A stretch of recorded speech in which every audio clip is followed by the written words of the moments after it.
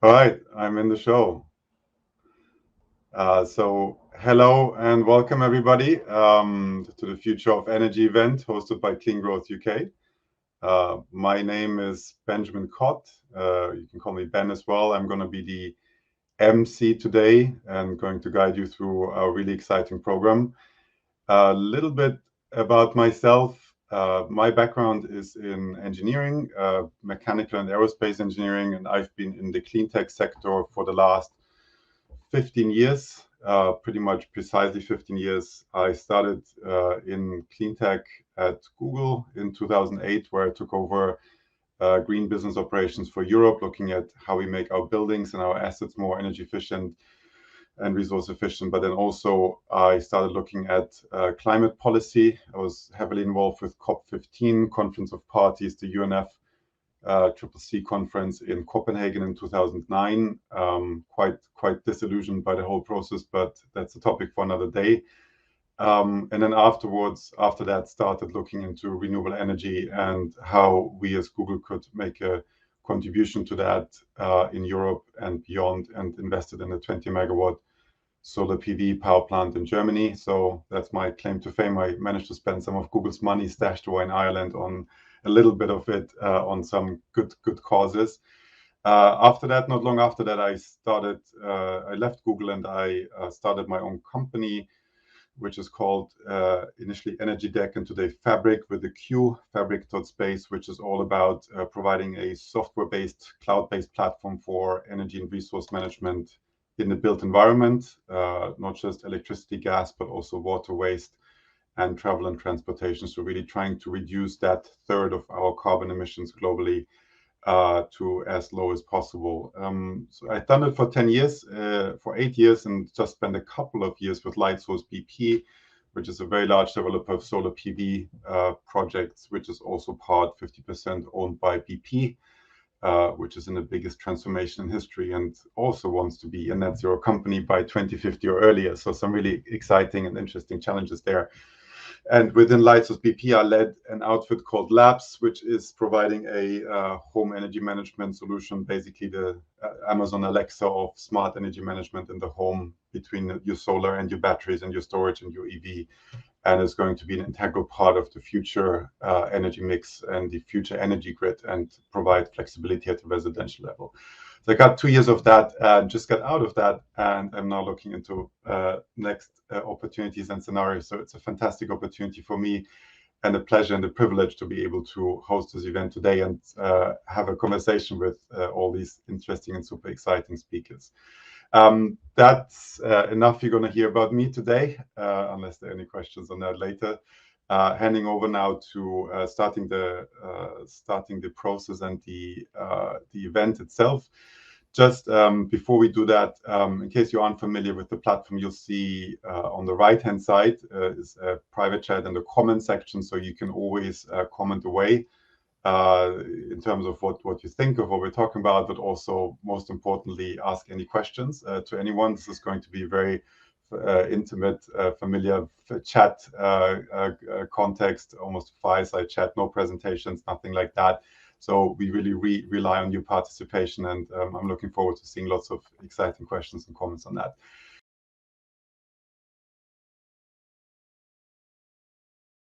I'll now introduce you to a person who's just gone live, Anthony Seesman, Project Manager, Clean Growth UK, to tell you more about Green Growth UK, the university-led network of forward-thinking and green businesses. Anthony, over to you. Thank you, Ben. Good morning, everyone. Name's Tony Seesman. I'm the project manager of the Clean Growth UK Northern Hub, which is at Liverpool John Moores University. Really pleased to be here in sunny Liverpool, welcoming you to our Future of Energy event today. I'm looking forward to this morning. Energy is not really my background as such. I work with SMEs and I've done for coming up to 20 years, so a bit more of a generalist really in this area. So I'm keen to know more about what the UK's future energy mix will look like if we're to reach net zero, which I'm sure you all know the UK is committed to doing, and meeting net zero by 2050. In other words, less than 30 years from now, the UK is legally bound to no longer add more greenhouse gas to the atmosphere than it removes. So generating clean energy has to be at the heart of that, obviously. How we heat our homes, travel, power the economy, not to mention the infrastructure changes that are going to be required, all pose many challenges. Where I live, the current mix of energy used in the Liverpool City region is dominated by fossil fuels at the moment, with around 75% coming from natural gas, petrol, diesel, heating oil, and other fossil fuel-based energy supplies. And obviously this can't continue.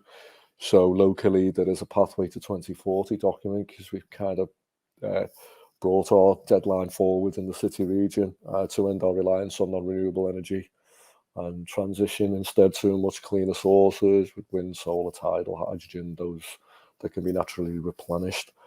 Similarly, the UK's future energy system will be made up, I'm sure, of a diverse menu of low carbon and renewable energy technologies, all pulling together to meet the targets. As far as I could find, the exact balance of technologies in this mix is still yet to be determined. But certainly as consumers, we'll also be challenged to no longer be passive energy users and to become more active agents in the system. But anyways, our speakers will cover a lot of these areas today. I'm looking forward to it, and I'm sure that one thing will be clear by the end of the morning. For all of these solutions, we urgently need innovation and collaboration to help us to develop the best approaches in the fastest possible timeframes. For all USMEs and organisations in the audience, before I sign off, I'd just like to highlight what our mission is at Clean Growth UK, which is to help companies to innovate and to successfully take these innovations to market. We do this by providing access to specialist academic expertise and facilities from the 3 hubs. They are University of Brighton, Portsmouth University, and ourselves, Liverpool John Moores. And we'll be adding new universities to the network in the future. We can collaborate with you guys to uncover your innovation potential. We assess where you may have gaps in your knowledge or expertise, and we help you to fill these via innovation R&D projects with our academics and students. And pretty much, given that there's 3 universities there, our expertise covers a wide range of areas.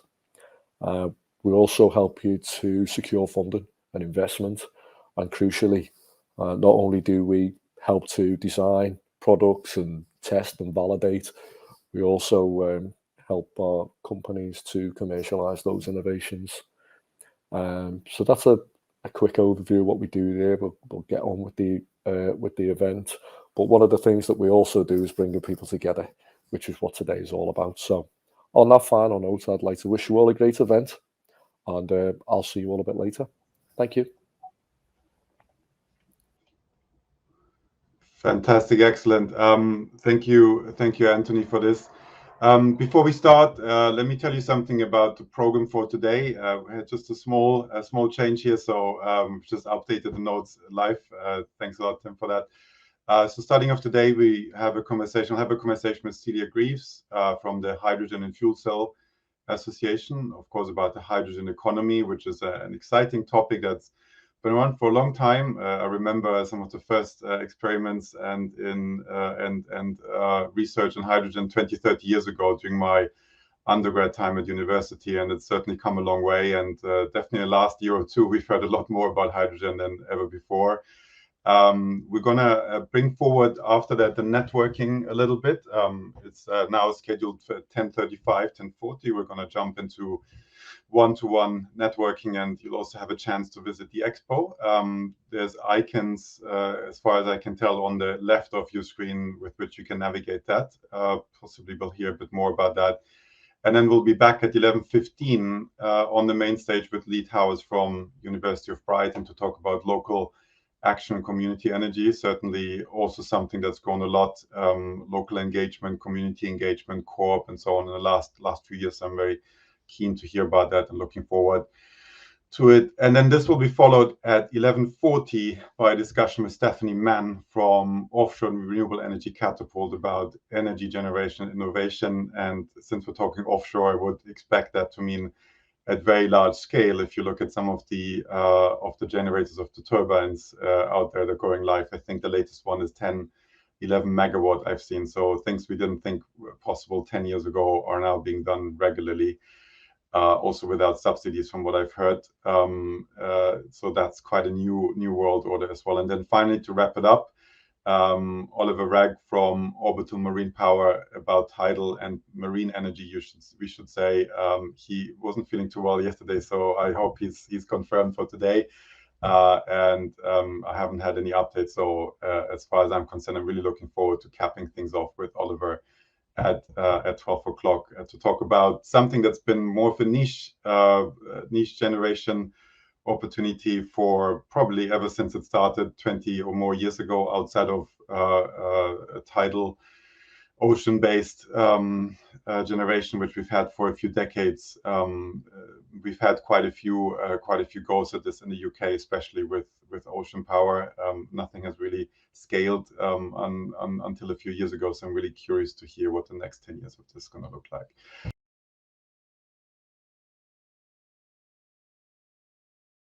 But without further ado, let me kick it off. And I'd like to welcome Celia Greaves from Hydrogen and Fuel Cell Association. And Celia, over to you for a quick introduction from your side, and then we can have a little bit of a chat about the future role of hydrogen. Oh, thank you, Ben, and likewise delighted to be here with you all today. So the UK Hydrogen and Fuel Cell Association is the leading pan-UK body in the hydrogen space.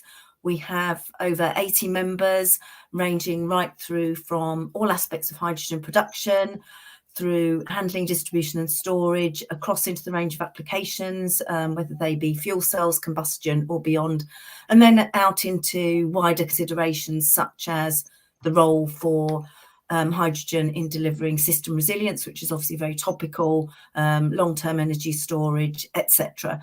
And similarly, our membership extends from new startups and SMEs through supply chain companies. We've seen huge growth in our membership over the past year, and particularly from those supply chain companies, some of whom are already active in the space and some of whom are looking at how they can develop their technologies and offerings to support the growth of the sector. And then pure play fuel cell hydrogen companies such as Ceres, ITM Power, Clean Power Hydrogen, etc., engineering companies, professional services companies, and globally recognised brands like Johnson Matthey, Anglo American, etc. Our mission is all around supporting the growth of the sector in the UK, and we work to achieve that both through promoting our members in the industry and also through working with government to make sure that we've got the right policies in place. There's been a lot of changes on the policy front over the past year to 6 months following the publication of the hydrogen strategy last year, and very happy to discuss that in the conversations. I guess just one further note as part of the introduction, there are a growing number, not surprisingly, of trade bodies and similar with interests in hydrogen. And one of the things that we've done is set up the Hydrogen Coordination Forum, which brings a range of those bodies together to look at areas of common ground, how we can work together and add more value for our members. So that includes both national organisations with hydrogen interests sitting alongside others, so people like the REA, Energy UK, Renewable UK, and then regional groupings such as the Scottish Hydrogen and Fuel Cell Association and North West Hydrogen Alliance, Hydrogen East, etc. So that's quite an important group in terms of the landscape within the UK. So I'll pause there. I'm sure we're going to have a really interesting discussion. Thanks, Celia. And I've looked at your CV on LinkedIn, and I can tell that you've been in hydrogen pretty much as long as I remember hydrogen being around. So I was in Germany in the late, probably early 90s when I was studying mechanical engineering, and you could see Mercedes-Benz, Daimler-Benz, Mercedes-Benz at the time, I think, were working on the first fuel cells for transportation. You could see those mini buses. It was a mini bus, and the whole fuel cell took up all the back of the bus. And then those were the first trials they did, and then they got smaller and smaller. And today, obviously, they're really small. So we have, I think, Honda and Toyota have full-on fuel cell vehicles now out there. So it's come a long way in that sense. and you've clearly got 2 decades and more in that. So I wanted to ask you, what is the biggest change? And I've been with, as you heard earlier, I've been with BP for the last couple of years, or related to BP, 50% part of BP, and you can tell that's obviously a big focus on hydrogen now. So where does that come from? What has changed in the last 2 years compared to the last 2 decades that now everybody's talking about hydrogen, but before it was maybe more for niche application for vehicles and space rockets, of course, on the fuel cell side? I think it's absolutely the decarbonisation imperative. So not only in the UK, but globally, you know, we've seen many leading nations publish hydrogen strategies, establish challenging targets for the deployment of growth of hydrogen within their countries. And if you look at how that's played out in the UK, it started off with some of the reporting from the Committee on Climate Change in terms of how we reach our progressive targets towards net zero. And out of that came the UK Hydrogen Strategy, which envisages up to 35% of final energy consumption being provided by hydrogen by 2050. So it's a huge, huge leap from where we are now, which is small beginnings. Industry stands ready to deliver against that target, but we are going to need to see system level transformation across the piece, because I think one of the things about hydrogen is its ubiquity, whether it's in transport or industry or heating or stationary power. It has a role to play across the energy landscape. So we need to be starting now and working really hard to scale up. And I see that questions are pouring in, so I'm keen to get those raised. I hate these panels where people talk for 50 minutes and then say 2 minutes for one question. So just one last thing from me, and this is difficult because I'm a naturally curious person. So where do you see, if there's one, but where would you see, say, through the rest of the decade, over the next 5 to 8 years, is there a single biggest application of hydrogen that we haven't seen before? So say, I don't know, is it storage, long-term storage, for curtailment? Is it heating in homes? We've heard a lot about that, fuel cell growth. So do you have anything on your radar for that, or is it just across the board? So I think the areas that have been mainly referenced to date in terms of the UK's journey to net zero are industry, transport and heating. They're the kind of 3 main hard to decarbonise areas where hydrogen can play a really important role.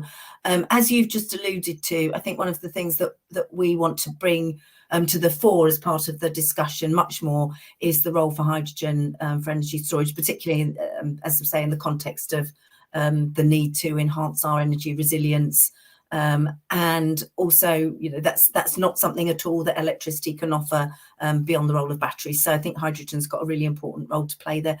And as yet, very little reflection of that in policy. I think we will start to see that, and we've, you know, seen announcements from BEIS recently. But yeah, I'd say alongside the well-established 3 main areas, I'd add that one in as well.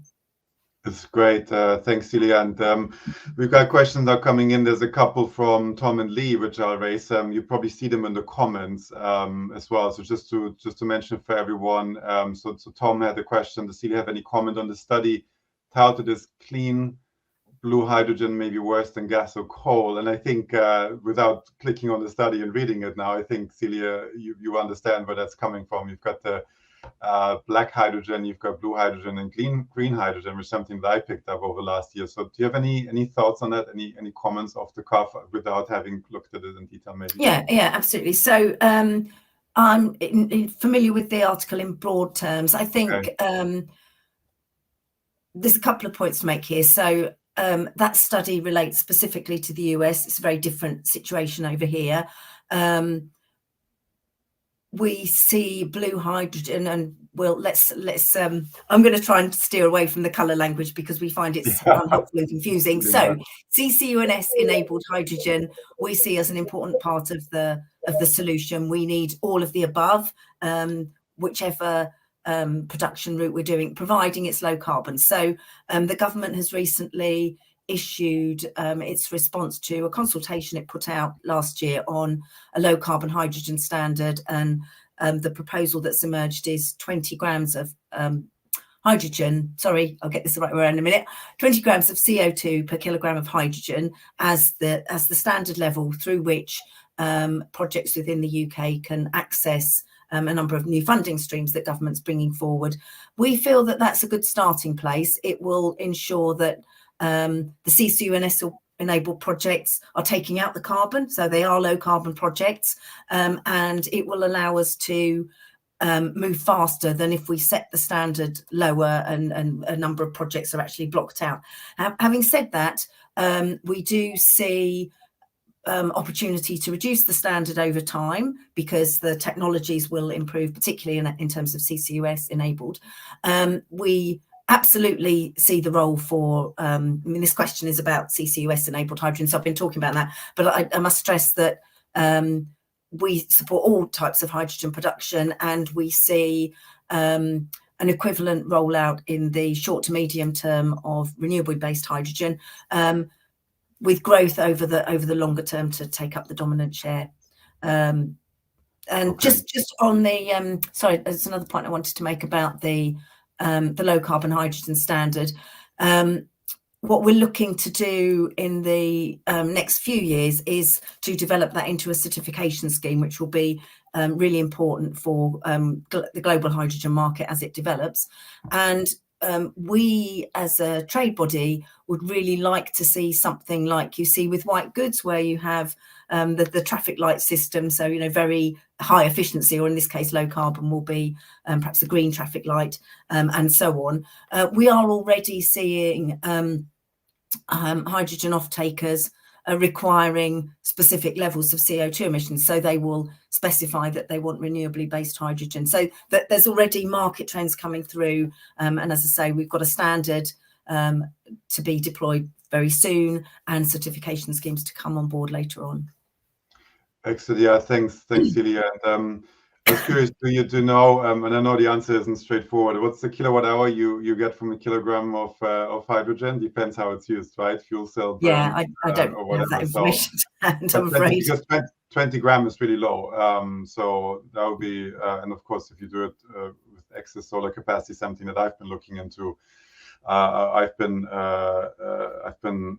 surrounded with in the context of light source PP and PP. That was certainly a really big topic. How can we use solar power? Wind power has to be curtailed more and more often at really good times, unfortunately. And then what do you do with that? And you can't just are you going to put like 50 megawatt battery just next to each site? Probably not, for like a few events per year. Or are there other ways of storing that? And there's an opportunity there. Lee has a slightly related question. I love it when speakers ask each other, so we can pick it up, Lee, in your session later. Hydrogen would be fairly expensive compared to wind solar, so is there not a danger of normalizing current extremely high prices if it is used for home heating compared, for instance, to heat pumps? And we haven't talked about heating so much now specifically, and I know there's a question of pipes and pressure and mix and so on, but what is your view on that, Celia? Yeah, so I think that one of the really important things to recognise with hydrogen is this whole system role. So, and part of that is to look at, if you take heating, the whole of the system and not just individual heat pumps and individual boilers in homes. There's a whole raft of issues that sit alongside that in terms of system efficiency. You've just talked about, how we store energy. I mean, we can't store electricity, but we can store hydrogen. Some homes won't be suitable for heat pumps.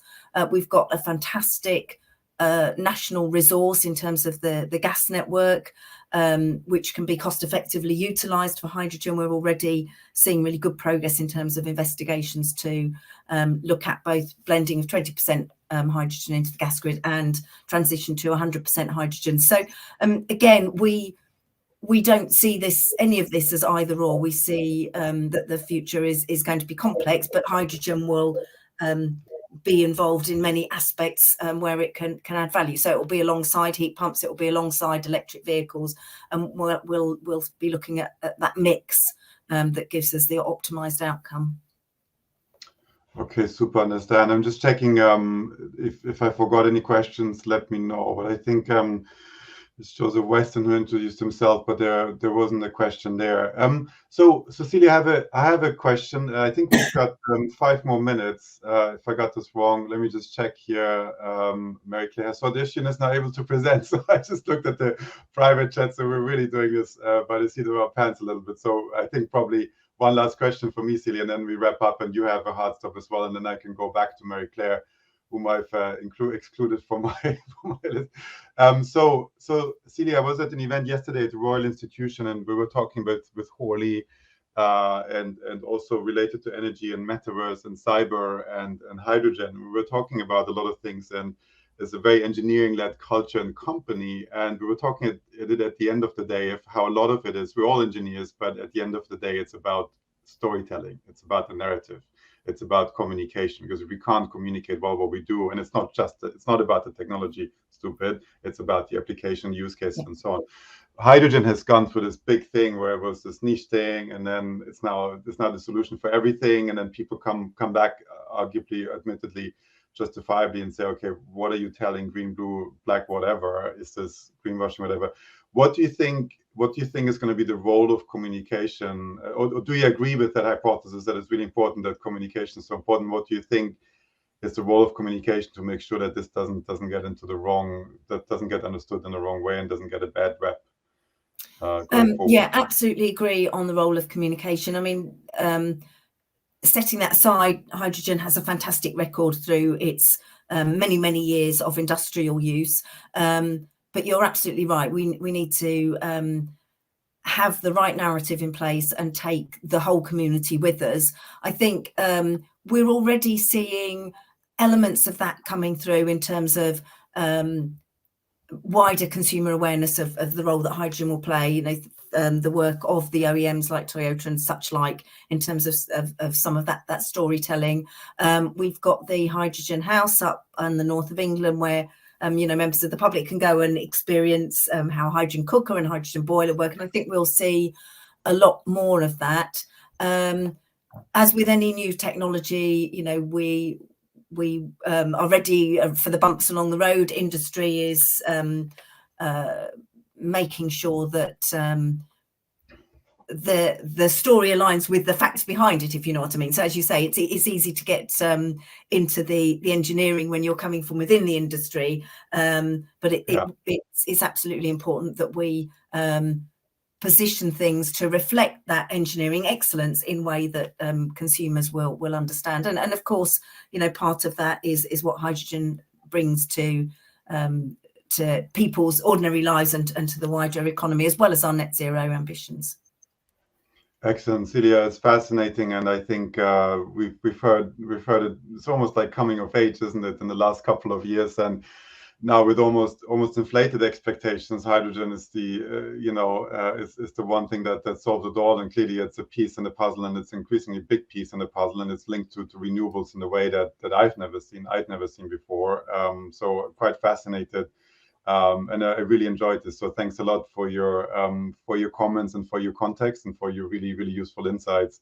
I'm sure we'll speak again, and we'll hear a lot more about you, Hydrogen Association, and the power of the most common element in the universe. So really many thanks from our side. Oh, thank you. It's been my pleasure. Thank you.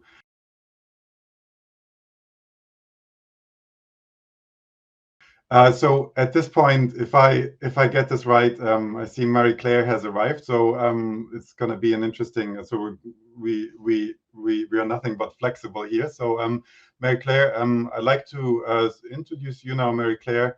Glad to see you here and have a similar conversation with you. And so the timeline we probably have to update a little bit. So we're going to do 15 minutes.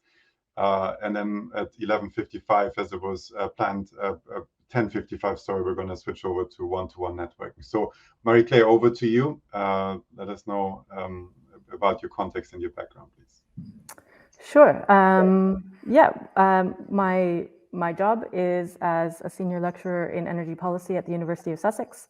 And in that, I do quite a lot of work on the energy transition, on decentralization, on energy efficiency, and generally on different ways that we could move forward with the transition. But yeah, about how people and smaller groups, companies, local authorities can be involved in the transition. When you say define transition, is it net zero, and net zero by when, and what are we trying to achieve, and how? Yeah, well, I mean, yes, absolutely, it's net zero. But we talk about a much broader transition. So, there's getting to net zero, but the big question is how we do that. And we have, maybe I'll just address the when question first before I get into the bigger transition. Yeah, please do. Because the when is, it needs to happen immediately. We need to have already done it. So in terms of what's happening on the planet right now, in terms of what's happening in terms of climate impacts, we're past due. They're having crazy heat waves right now in India. It hasn't rained. People, if you're in England, you may have noticed it hasn't rained in ages, which is nice for walking around, but terrible if you're a farmer. We have shortages due to drought in cooking oils because there have been droughts in different parts of the world. It's happening now. So we have this timescale to 2050 because people need time to make changes. Economies need time to make changes. People need different jobs, but it needs to be happening as fast as possible. So that's the when, and that's the time pressure. But in terms of what needs to change, it's really the transition that we're looking at is a fundamental change in how we live. So energy is part of almost everything we do. So it's how we get around, how we eat, how we spend our leisure time, how we live comfortably.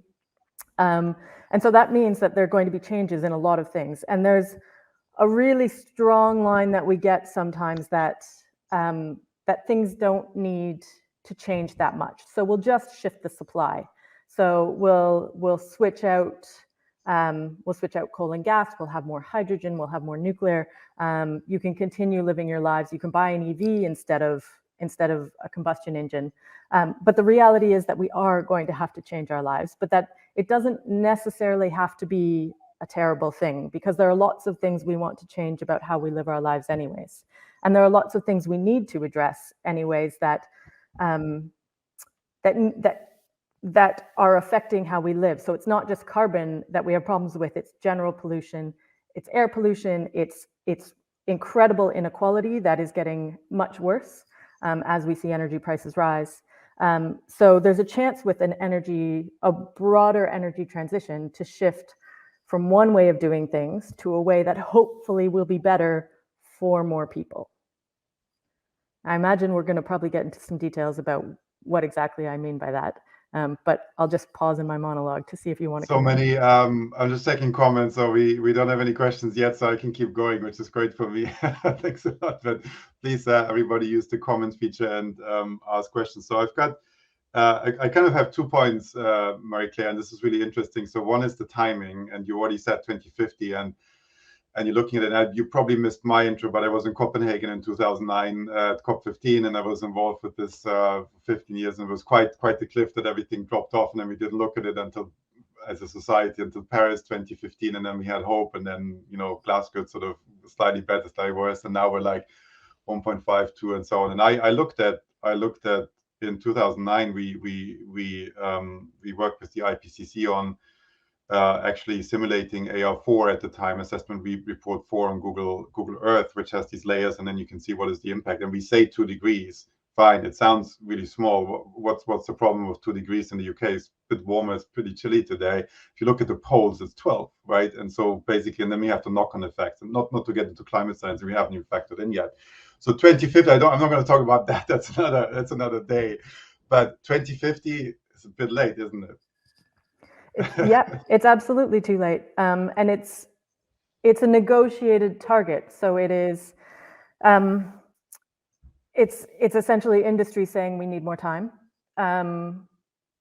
which is, I mean, understandable, but insufficient. Yeah. Yeah.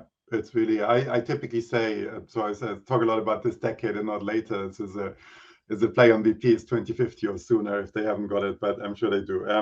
By the way, great stuff what they announced 2 years ago. You know, net zero, there was the first big oil and gas major and so on. Of course, they're not going to do it in 5 years or 7 years, but we all have to run fast. They're science-based targets, but that's just the theory. We have to be faster, and we're actually slower.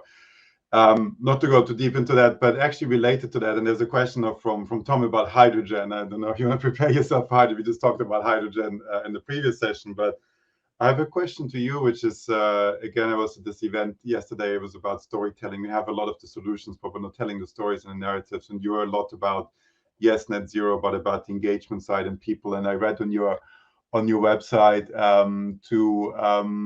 examining the coping strategies of people experiencing direct impacts of coal phase out. So that's one thing which is really interesting. I didn't know we were looking at that, but also there's this constant dilemma of doom and gloom versus we're all gonna make it, right? So you totally, there's a lot of doom and gloom about climate, and every day I open my, admittedly, Guardian, you know, or Süddeutsche, and I open up after Ukraine, it's straight into this shelf is breaking off, and that is going wrong, and so on. So there is that doom and gloom, and then there's a lot more people who say, including George Monbiot, who say you need to make people the heroes, you need to tell a positive story, otherwise people are going to switch off because they're just going to be shit scared about it. So it looks like in your research you've been looking at this as well. So how do we handle this? How do we manage this? What's the right mix between the two, and how can we turn it into something positive after all, because that's what it is essentially? Yeah, I mean, the reason why, there are good reasons for fear, but there's also a pathway forward. And so I think the reason we end up having to be so scared and not being able to channel that fear into productive action is that at national levels around the world, we have certain strategies that are being pursued that feel very much out of our hands. So we're only offered power essentially as consumers. So you could buy an EV, that will be doing your part. But that's also, I mean, that's not the sum total. What we need to be doing is focusing less on doing things the same, but with a different supply of energy, and how to do things differently. So for example, here in the UK, in the government's energy strategy, there was a big announcement. There's all sorts of initiatives going forward. They're all focused on the supply side, but supply is only half the picture. Energy demand is the other half. And that's things like insulating our homes. It's things like not driving at all, but finding how to get around in different ways, maybe not living so far from work, making sure that our food doesn't travel as far. It's ways that we can arrange our material needs, but also acknowledging that, oh dear, we're quite isolated in the way that the world works now. When we focus just on supply, we're quite isolated as individuals. And the pandemic was really, it showed something, which was that social connection matters, and of what a lot of how we feel as individuals in the quality of our life and how we do things depends on our social relationships.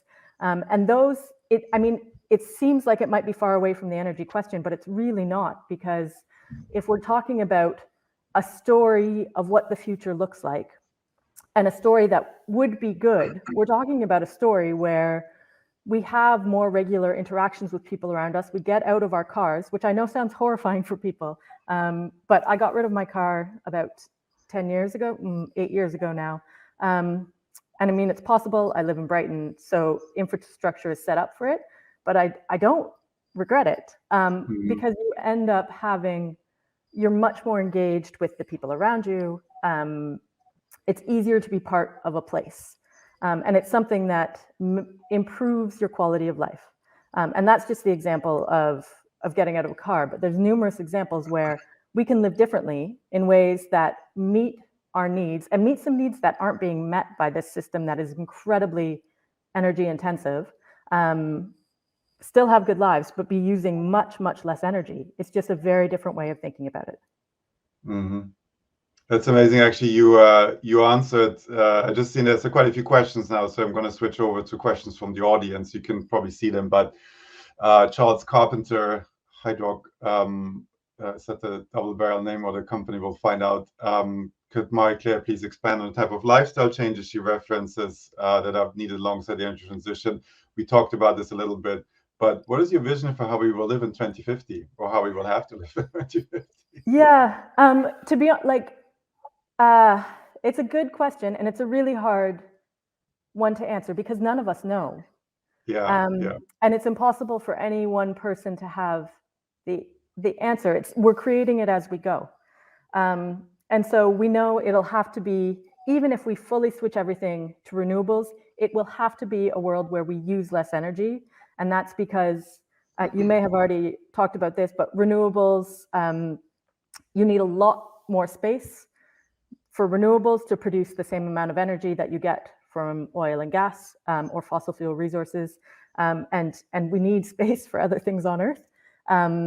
So it's just we'll be dealing with a world where we have less energy and we use it less intensively. So that will mean things like, like living more locally. That doesn't mean that we don't have a globalized world. We don't have globalized connections. I mean, I'm Canadian. I like my family. I'm still hoping there's going to be a way that I can get back to see them.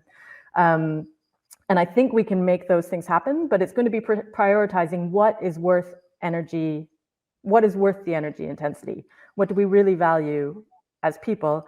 But I don't think, for anybody who asks that, I think if you're wondering, then you can be part of creating what happens. It's incremental. This change is happening as we go along. Yeah. And we're all making it together. We create the institutions. We create the world that we exist in just by our everyday practices. Also by pushing politically. It's not just individual change. Yeah. No, I didn't mean to interrupt you. I thought I really like what you just said. If you're asking the question, you're already part of the transition. You're part of the community, because it means that you care. You don't think it's just going to happen for you. You know, we're going to sort out the supply side, all renewables in 20 years, or hydrogen or whatever. No problems, or direct air capture, carbon capture. Don't get me started. Billions of VC money poured into that for what return we will see. But really interesting. I want to get to Maximilian's question, which I've now had the chance to read. It's quite long, but it's really close to my heart, and I'm sure for you as well, Marie-Claire. So the question, if I understand it correctly, is about, you have higher energy prices on the one side, which is really tough for a lot of people, and I've worked in that space with social housing and so on. Pushes a lot more people into fuel poverty. You know, some numbers we had traditionally, probably about 10% of the population. I'm not sure if that's an up-to-date statistic, but that's in my head. Now you might have 20, 30, 40% or even more. You know, there are some really big numbers, and we're just starting to see the impact of that. Once it's more prolonged, you see many more people dropping. On the other hand, it's the thing I've been asking for. I've been working in energy efficiency for 15 years, and I'm like, we're paying too little for energy. People don't care. They don't give two hoots about what they're paying in energy. They don't know the cost, they don't know the bills. And that's more corporates and big companies. And of course, people who are not in fuel poverty. The only people who knew were the ones in fuel poverty and the aluminium smelters in the world, typically. And now you have many more. But it creates that divide is wider, and people in fuel poverty can't really start insulating homes and so on. They don't have the capital. So what do you see as the bridge that could help get that back together? I think you mentioned already, we all need to consume less, and so on. That's definitely part of it. The supply side, something's happening. But do you see anything that goes beyond some redistribution of funds potentially? Yeah, I mean, this one's a really tough one because it requires, well, there are a few different ways you can go about it. The easiest one, the one that could happen immediately, would be government support for energy efficiency, targeted loans. It's expensive. It's billions. It's billions, and there's no way to get around that. It depends on the housing stock. In the UK, there's a lot of old housing that's really not in great condition. So it's more expensive. But it really needs, I mean, that if they could just do it, that would be the easiest, fastest way to do something that would make people's lives better, not just energy, but we're looking at the predicted excess deaths because of related to health concerns that will come from people having to heat less, or not being able to eat properly because they can't afford to turn on the stove. That's quite scary, so that we could address a number of things that way. There's other ways we could go around it, but they'll be really hard without government coordination. So there are business models where an energy supplier or a retailer, instead of providing energy, so they make more money the more energy they sell. There's a business model that looks at energy services. So you pay for a specific temperature in your home. You say, I want it to be 18 degrees. And then the energy company is responsible for providing that temperature. And then the incentive for upgrading the house is on the energy company, because they want you to be wasting losing less heat. And so that's another way to try to finance it.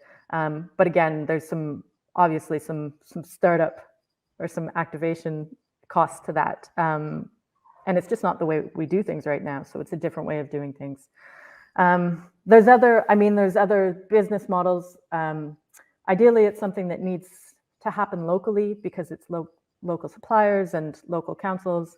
But again, that involves money. Really, this energy efficiency, the energy poverty thing, we absolutely need massive government investment in this. Yeah. There's not any way. People can't pull themselves up or save anymore if they can't boil potatoes because it's too much heat. Yeah, absolutely. And you must need them boiled. And what you just said reminds me of the discussion about basic income or universal basic income, which is one part of it, versus universal credit. And we've seen in lockdown and COVID, and with a lot of the money doled out, which was a bit haphazard. In the US, there's $1,000 check for everyone, and then half of the people bought guns with it, or some statistic, or 20%. So they were running out of guns there. But then here, yes, you can be on universal credit, you can get some subsidies and so on. But I think basic income is coming. It's just a question of time worldwide. But also maybe there's a basic supply. That we say, okay, every home you're allowed to do the most efficient consumption. That's the basic supply. That's the low rate, say up to 50 kilowatt hour per square meter, because that's pretty efficient. Or 30. It's not passive house, but it's pretty efficient. Certainly, people in fuel poverty will be living at that level. Everything above has a scale where if you want to consume more, you have a pool or whatever, do it. But then your rates go up 50p, one pound per kilowatt hour, whatever. So, but that's because money is going around. But the question is, how do we distribute it in the best possible, most efficient way, with on top of everything else that's happening, supply, greening, reduction in energy efficiency, and so on. Yeah. Well, and the other, just to add one thing to that, the other thing is that there is a lot of money being made in energy right now. So people selling energy are, I think they're concerned that it looks bad, and it should look bad, but it's horrific, the profits that they're getting in a situation where it's coming straight from people who really are going to suffer because of it. Absolutely, yeah. We've been seeing a lot of discussion about the windfall tax, so let's hope that there's some movement on that. Oil, $100 a barrel, other things. It's just amazing. A lot of people make a lot of money right now. I think we have 1 minute, if I stick to my schedule. I'm German, I'm not very good with timing, but I want to not be too bad on it. There's one question which I can't figure out. I Googled it. Lee Towers, we're going to have a conversation later, who says, what's the danger in the net or the NET as a way for companies, government to shift the problem? I don't know if that's the thing that I just don't know, or if he meant the net, or in summary. I don't know if you can answer that. I think I know where it's going, but I'm not sure I fully understand. I think it's the net as in net zero. Is that the net and net zero?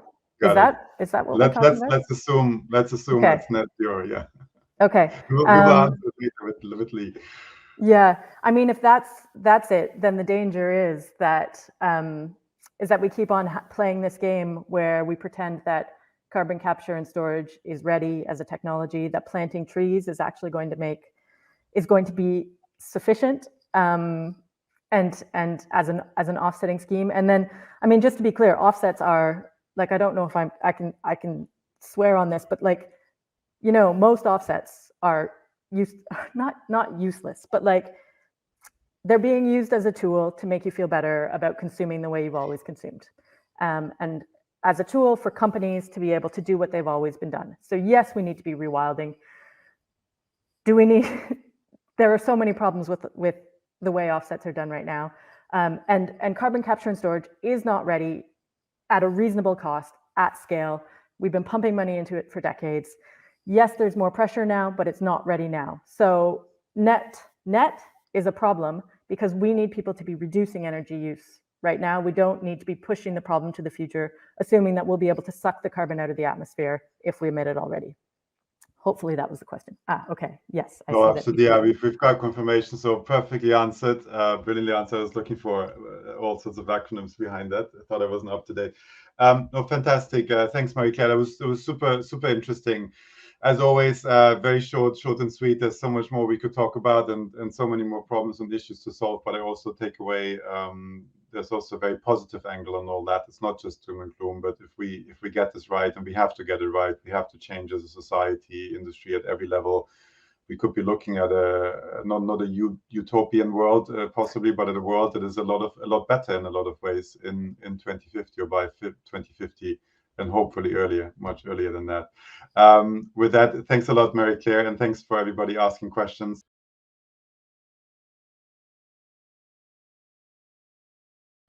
Okay, hello everyone. Welcome back from the networking break.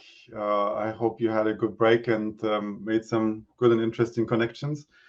I used the opportunity to go downstairs and get myself a coffee on the one hand, and also the latest copy of the New Scientist on what's called the Blue Acceleration for a couple of our speakers, with questions for a couple of our speakers that we have later today. Completely outed myself as a geek now, of course, but in case you didn't know.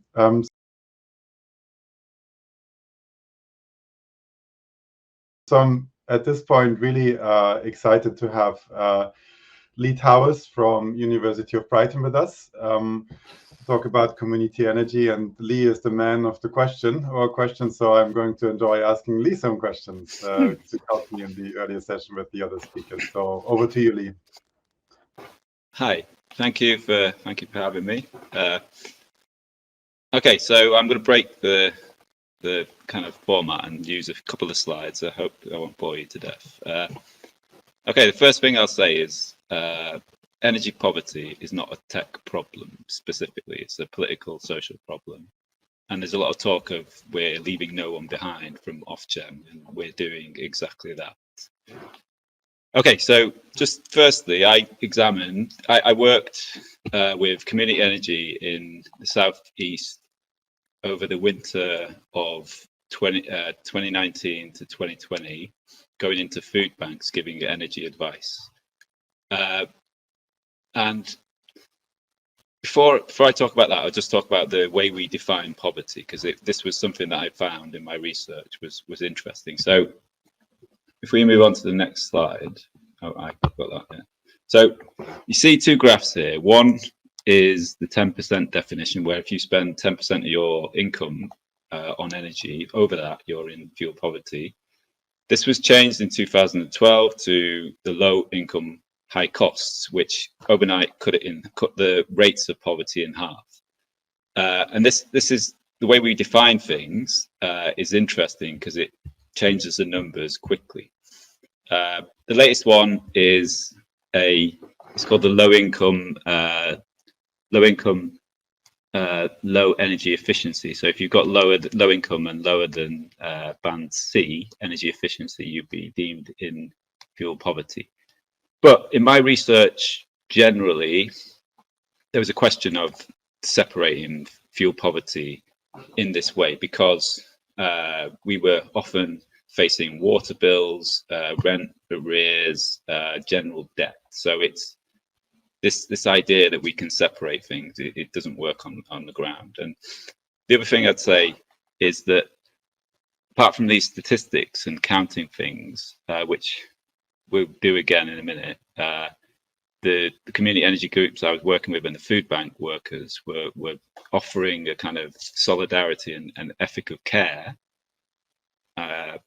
which was quite an emotional time for me, and it's also difficult seeing the people in the food banks because there's a kind of in difficult circumstances.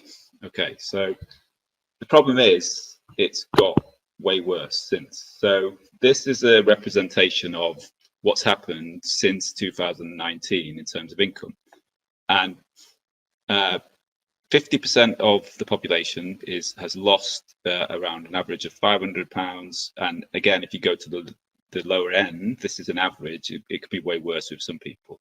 You go to the top 5%, they've gained £3,300 on average.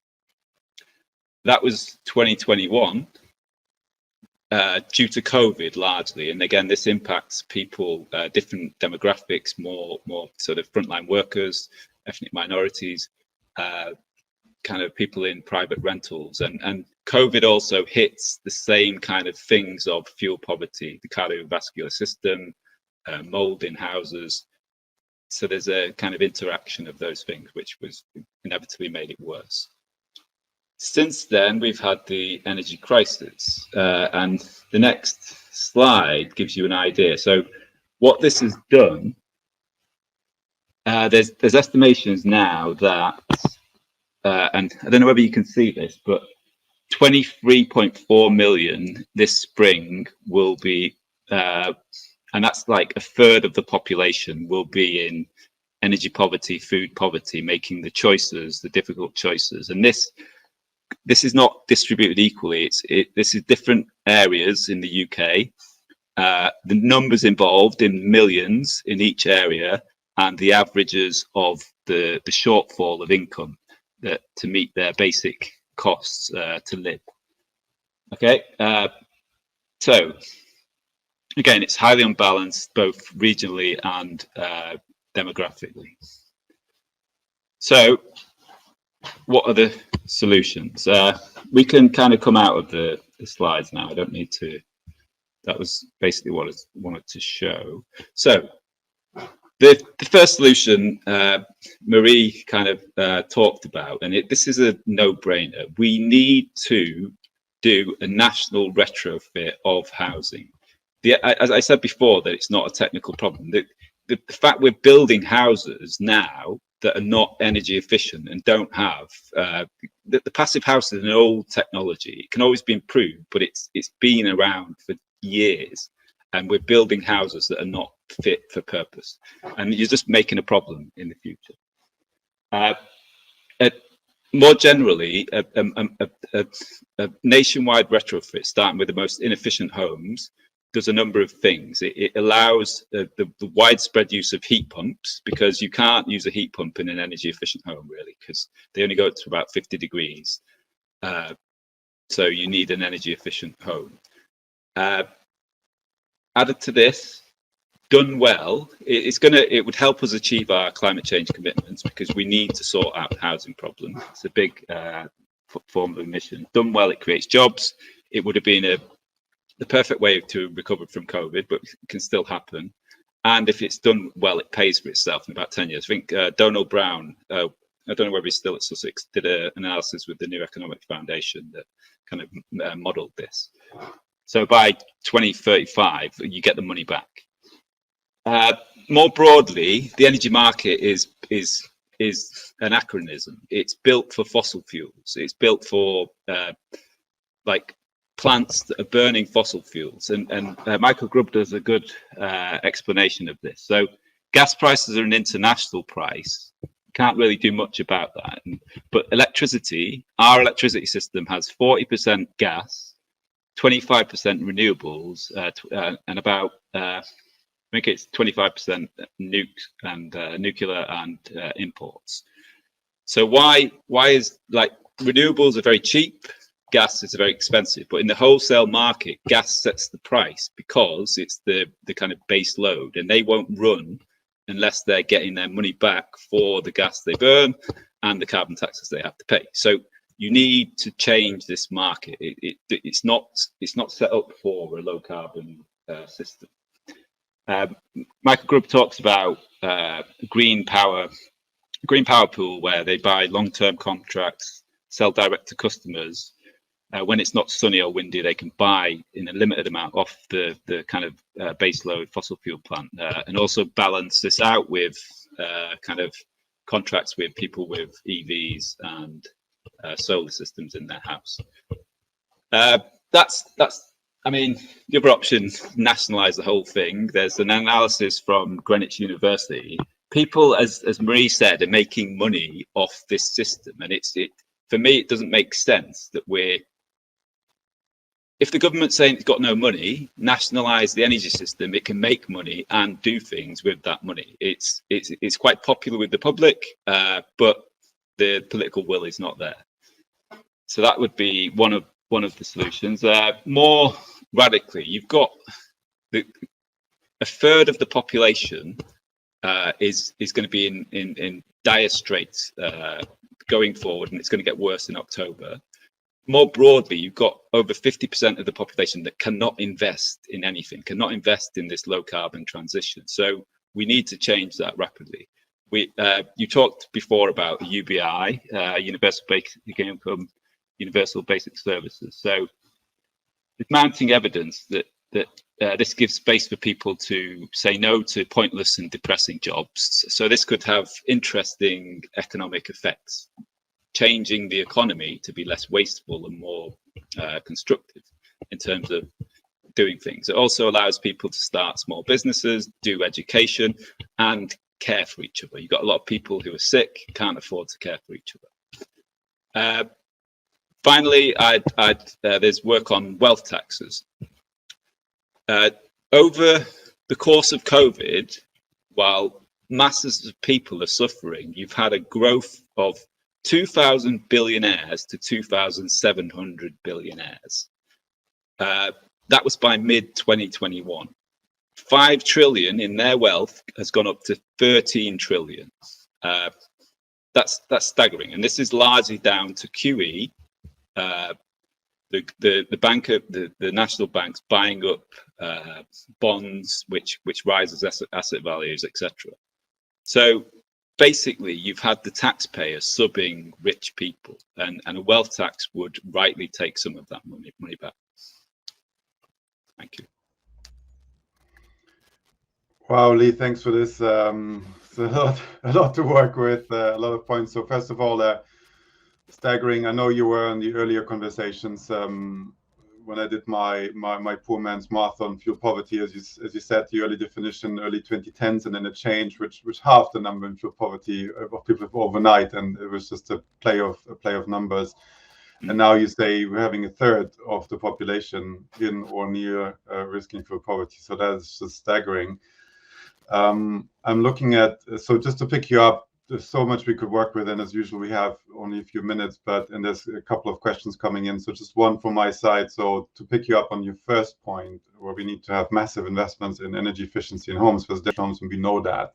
And we've known it for a long time, cavity walls and low energy bulbs 10, 15 years ago, in-home displays a few years later that landed in the drawer, and so on, and then it sort of come in and out. And I'm looking at some of the venture capital investments here. I've got the slide, IPCC mitigation options by CO2 reduction versus venture funding. Energy efficiency apparently has like 1 gigaton per year, but the venture funding is really low for that. So clearly the venture cap versus direct air capture, we talked about it earlier, where just $500 million just went into that for nothing. And of course, maybe they're looking at it and says, well, that's a government play, but I don't see the government coming into the level they have to come in. So where are we going wrong? The business case is there in terms of fuel poverty. The money is there somewhere.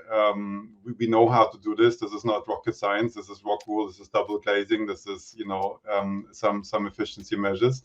Where are we going wrong? Why isn't much more money coming into that space now? Well, part of the problem is separating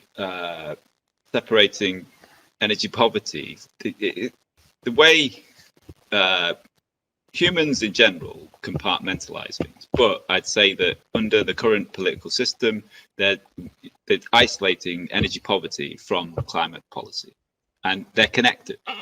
To meet our climate change goals, we need to sort out the housing problem. We need to sort out heat. Yeah. And so it's about connecting problems and being realistic. Housing is a cause of poverty, because we've got rentals, a commodified housing market that puts people, that are charging people lots of money. So it's making these connections between things. The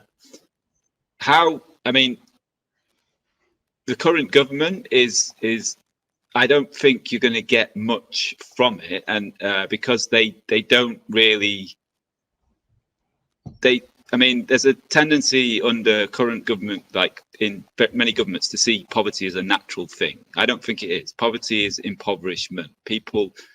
My research found that, and other people's research found that, you've got high water costs, you've got high energy costs, you've got high rentals. This is money being sucked out of people's lives, and that doesn't have to be the case. You could have nationalizing water. The water companies have been pumping sewage into our rivers. They're not fit for purpose. Why do we have privatized water companies? It doesn't make sense. They don't do good services. They charge us too much. So it's connecting things and seeing things as not fixed in stone, but contingent, and choices about the society we want to live in. More practically, I think we need to work locally.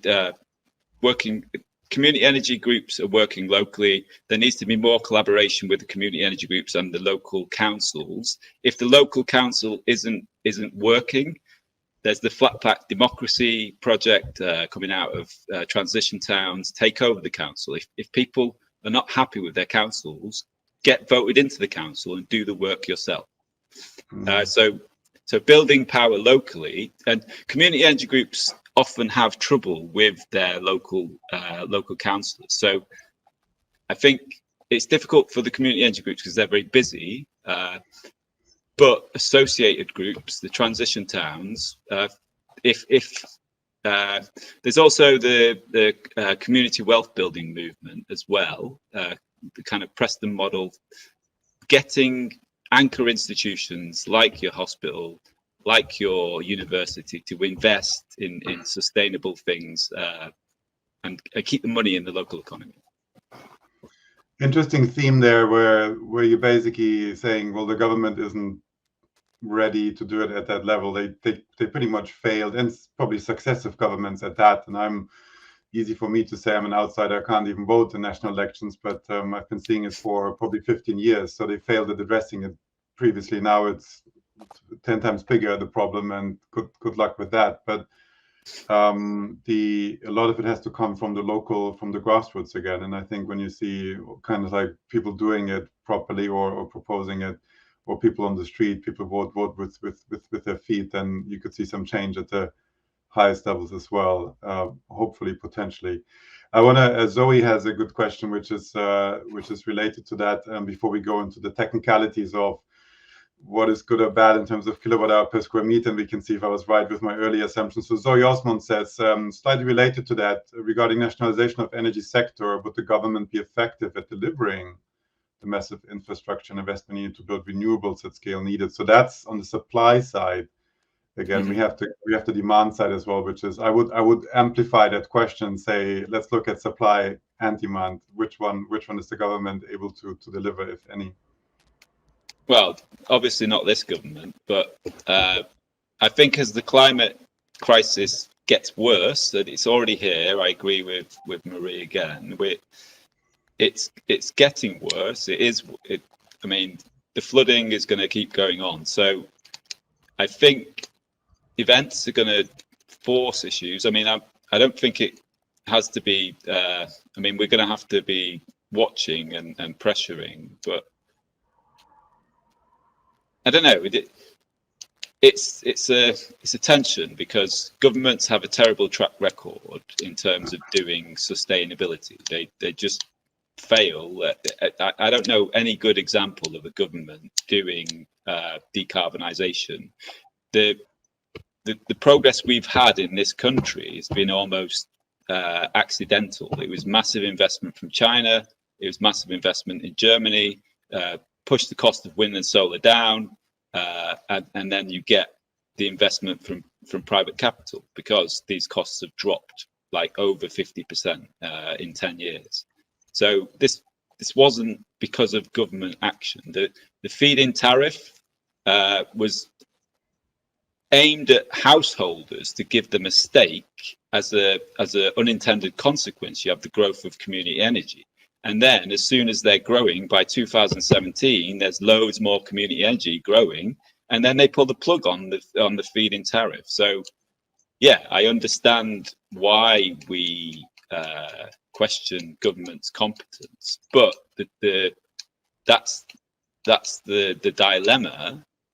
The scale of the change needed, you need government. So there's no easy answers. I do not trust government. So it's a question, but it's a fundamental tension. I would favour local action, but the scale of the change needed, you need government on board. So, yeah. $1 million It sounds like taking that a little bit further and injecting some of my own passion right now, things I'm looking at. If you look at, again, something that's really just come to a head in the last 2 years, been around for 10 or 12, but you look at blockchain, on the one hand, crypto and speculation, but on the other hand, you have your DAOs, your decentralized autonomous organizations, and that's for community energy. And I think potentially there's a lot of people who believe a lot in that. I'm not quite sure what to make of it yet, but it seems to be, there might be an intersection somewhere in the next decade or two that a lot more things are organized differently, and it's not government that's doing the top-down approach, but it's maybe more of a bottom-up or broad approach. But lots of caveats on how to get it actually done.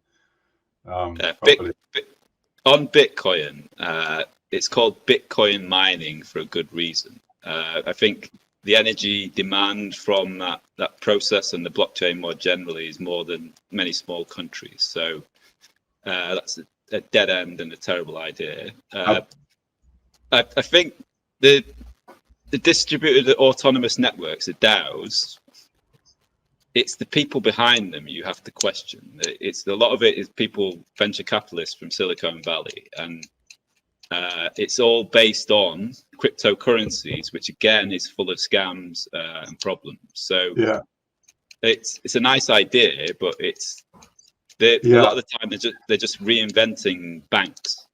Okay, that's probably a good topic for another session. Avinav, we can do that one on the future of society in this crypto metaverse context. But that's exactly what leads to those numbers I'm looking at. 1.1 billion invested into carbon removal. That's only gonna into direct air capture. That's 1.1 billion. Seriously, for something that's the very end of the scale, and where's the stuff at the front end? You know, this is one of the things I looked at: is money. What is money? What is debt? And it's a morass of problems. But you've got the quantifiable thing, and you've got the control, the societal hoarding and forcing people to do things. So in fuel poverty, imposing prepayment meters is a form of capture and control of people, and they're forced into the standard tariff, the most expensive tariff, although that's all meaningless with the current energy crisis. But more generally, the investment is going in the whole wrong direction. So in 2018-19, I think the IEA said there was 2/3 total investment in the world in fossil fuels, 1/3 in renewables. So the money is in the wrong place. And especially the last 2 months, if anything, that's ramped up again. Now everybody's drilling again, and it's okay. You know, even coal power. Well, fossil fuel will save us from Putin. Yeah. But we will overcome this as well. Let's talk. Let's be technical for a moment here. I'm actually really curious to hear that from you, if you know. You work a lot on community and so on, but do you have an idea? Tom Broughton's question here. Lee said modern houses aren't good enough. Appreciate the houses built today are not the best, but how bad are they? What is the kilowatt hour per square meter per year of a modern house, or where should it be, and where is it on average today? Do you know? I have some numbers actually from my own platform, but let's start with you. Well, I couldn't answer that question. I'm doing a kind of more discursive analysis, but I do know that they abandoned the kind of what New Labour brought in was the 100% energy efficiency, no emissions. That was scrapped as soon as the coalition came in, and it's not really been replaced. and it's, I mean, the housing providers are one of the big companies are one of the biggest donors to the Tory party. So there's a connection there. I mean, what would you say? How it, I mean, the problem is you're comparing apples to oranges, because the older housing is the most inefficient in Europe. So if you compare the new things to something that's terrible, it's not a good comparison. Yeah, absolutely. So I think we have, I mean, typically you see a lot in how everything above 100 is bad. 100 kilowatt hour per square meter, you should really be below. In offices, that's still efficient, and in commercial property, sort of 100, 150, that's pretty good. You see a lot of commercial property. I have a lot in my database that's 200, 300 and higher. And by the way, there's no correlation between your actual kilowatt hour per square meter and the energy certificate. That's often done on an estimated basis. And when we look at the actual consumption data, the correlation is almost inexistent. It's quite interesting. Everyone in the sector knows it. Everyone outside says like, oh, wow, how is that? I thought A would mean it's really low, but no, it's not, because it's a completely different process.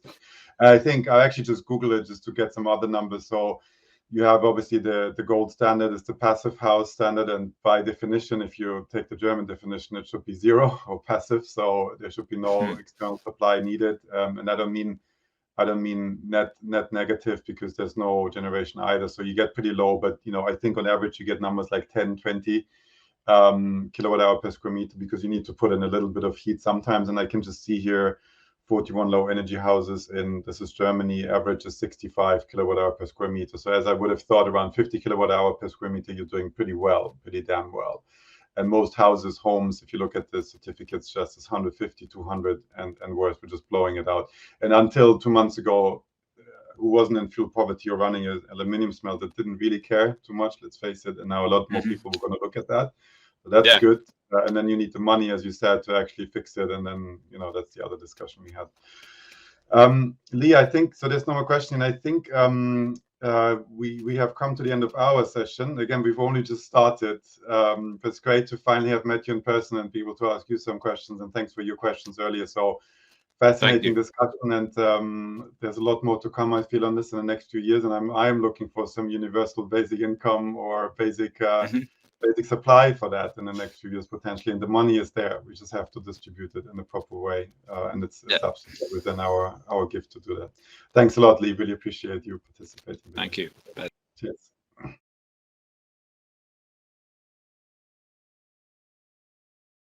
On this note, I would like to introduce Stephanie Mann from talking to us about energy generation and innovation. Hi, Stephanie. And for once, Stephanie, I'm not going to ask you about community buy-in, because presumably everything you're working on is at least 10 miles off the coast and nobody has to bother. Although when it comes to the substation on the coastline, it's probably a different thing, but at least that's my impression of the sort of things you're talking about. So over to you, and then we'll have a nice discussion about offshore energy and generation. Thank you, Ben. I hope you can hear me okay. So I'm Stephanie Mann. I'm an innovation manager at the Offshore Renewable Energy Catapult.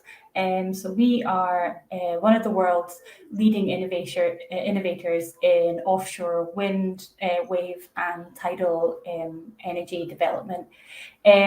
So I wanted to sort of take a bit of a step back and talk about the future of renewables on a wider sense. And Ben is right that the type of energy that I'm talking about is very large scale, typically offshore wind. That's partly because that's my background, that's what we work in massively, but also one of the key kind of, they call it the backbone, but one of the key drivers of the UK's kind of net zero and ambitions is heavily reliant on offshore wind. And just to kind of put that into a bit of perspective, we are currently sitting at sort of nearly 11 gigawatts of offshore wind installed, and the UK target is now to have 50 gigawatts of offshore wind installed by 2030. And to put that into perspective, you're talking that's probably nearing the sort of 50% of the UK's electricity consumption in 2021 would be about 50 gigawatts of wind energy. So that's a highly ambitious target. And if we're looking at kind of the pipeline of how that's going to be installed, what we're looking at is really by 2025, so in the next 3 years, or maybe 3 to 5 years, we're going to need the permissions and a lot of the upfront costs of offshore wind to be completed within the next 5 years, to then have that 50 gigawatts installed by 2030. And that also includes 5 gigawatts of floating wind, which is kind of the next step of innovation in renewables. And this really comes with a lot of challenges. So a lot of the challenges in renewables in a wider sense, kind of solar, wind, and a lot of the large scale renewables is reaching this kind of subsidy-free kind of point, which largely, certainly for onshore utility scale, but now more recently for offshore utility scale renewables, we are at a point where essentially we're subsidy-free. And the types of subsidies or the types of support from government and from investors is to carry the risk rather than the actual kind of monetary subsidies on there. And so we've moved out of getting the challenges around cost reduction, and we're moving into a new phase of challenges around kind of resilience and reliability. So I'm pretty sure everyone here knows that you can't control the weather, you can't control our energy generation. So having a resilient grid that is moving away from kind of centralized energy generation and distribution to a more kind of integrated energy generation is one of the really big challenges, and that comes with a lot of the predictability and kind of system thinking, while also keeping the costs to an affordable level. And one of the key drivers more recently with the Ukraine conflict as well is to make sure that there's a high amount of kind of UK generation, UK content, and kind of UK reliability there as well. So one of the last things I wanted to talk about before we kind of open up to a more kind of conversational level is what does that mean for kind of innovation in the UK? And I've kind of picked out sort of 3 areas here, but really, UK innovators are one of the key ways that we're going to kind of keep the UK content high and see the impact of these huge ambitious targets kind of benefit local communities and UK companies. So one of the key areas for innovation is kind of what I mentioned before about storage. So integrated storage and introducing kind of system-wide thinking and flexibility into the system. So we've talked a little bit about hydrogen, for example, earlier on today. That's one of the kind of innovative ideas that we're thinking about with offshore wind, because you can theoretically produce hydrogen using electricity and water. If you are wanting to look at kind of decarbonizing offshore assets with offshore electricity, there is there is a driver there to integrate kind of hydrogen production with kind of the existing offshore infrastructure there. But storage doesn't just mean hydrogen. We are talking about kind of wider storage areas. Then in terms of other kind of key innovative areas, one area that I wanted to talk about was a lot of the cross-cutting kind of innovation. And by cross-cutting, I mean something that can apply in lots of different areas and sectors. So robotics and data and kind of having data-driven kind of operations is one of the key areas that we're innovating right now. And one of the reasons for this is that if you're looking at kind of utility scale, very large scale renewables, but especially offshore, as soon as you can do a lot of your operations either remotely through robotics or through remote sensing and use your operations through data-driven means, then you're going to increase reliability and reduce costs and improve health and safety as well. So this is going to be a key area for innovation as well. And then thirdly, one of the kind of key innovations, I've just kind of given it the overall branch of life extension, but life extension also includes kind of decommissioning, repurposing, and kind of the circular economy side of things as well. So that's not only kind of designing asset management, designing kind of life extension and afterlife into the turbines in the first place, but it's also about designing what, innovating what we can do with assets during their life to extend them for as long as possible, and then what to do with those assets at the end of their life as well, whether we can refurbish and reinstall turbines and reuse some of the foundations, or repurpose for other things before we even think about kind of recycling. So yeah, those are the kind of the key areas that I wanted to kind of focus on. But like I say, innovation is such a broad topic that I could talk about anything for hours. So I'll keep it nice and brief. Yeah. So Ben, no, this is great. Thanks, Stephanie. And as before, please pop your questions in the chat. Otherwise, I'll gladly take up a lot of time and ask lots of questions. I think we've got about another 10 minutes, 15 minutes or so.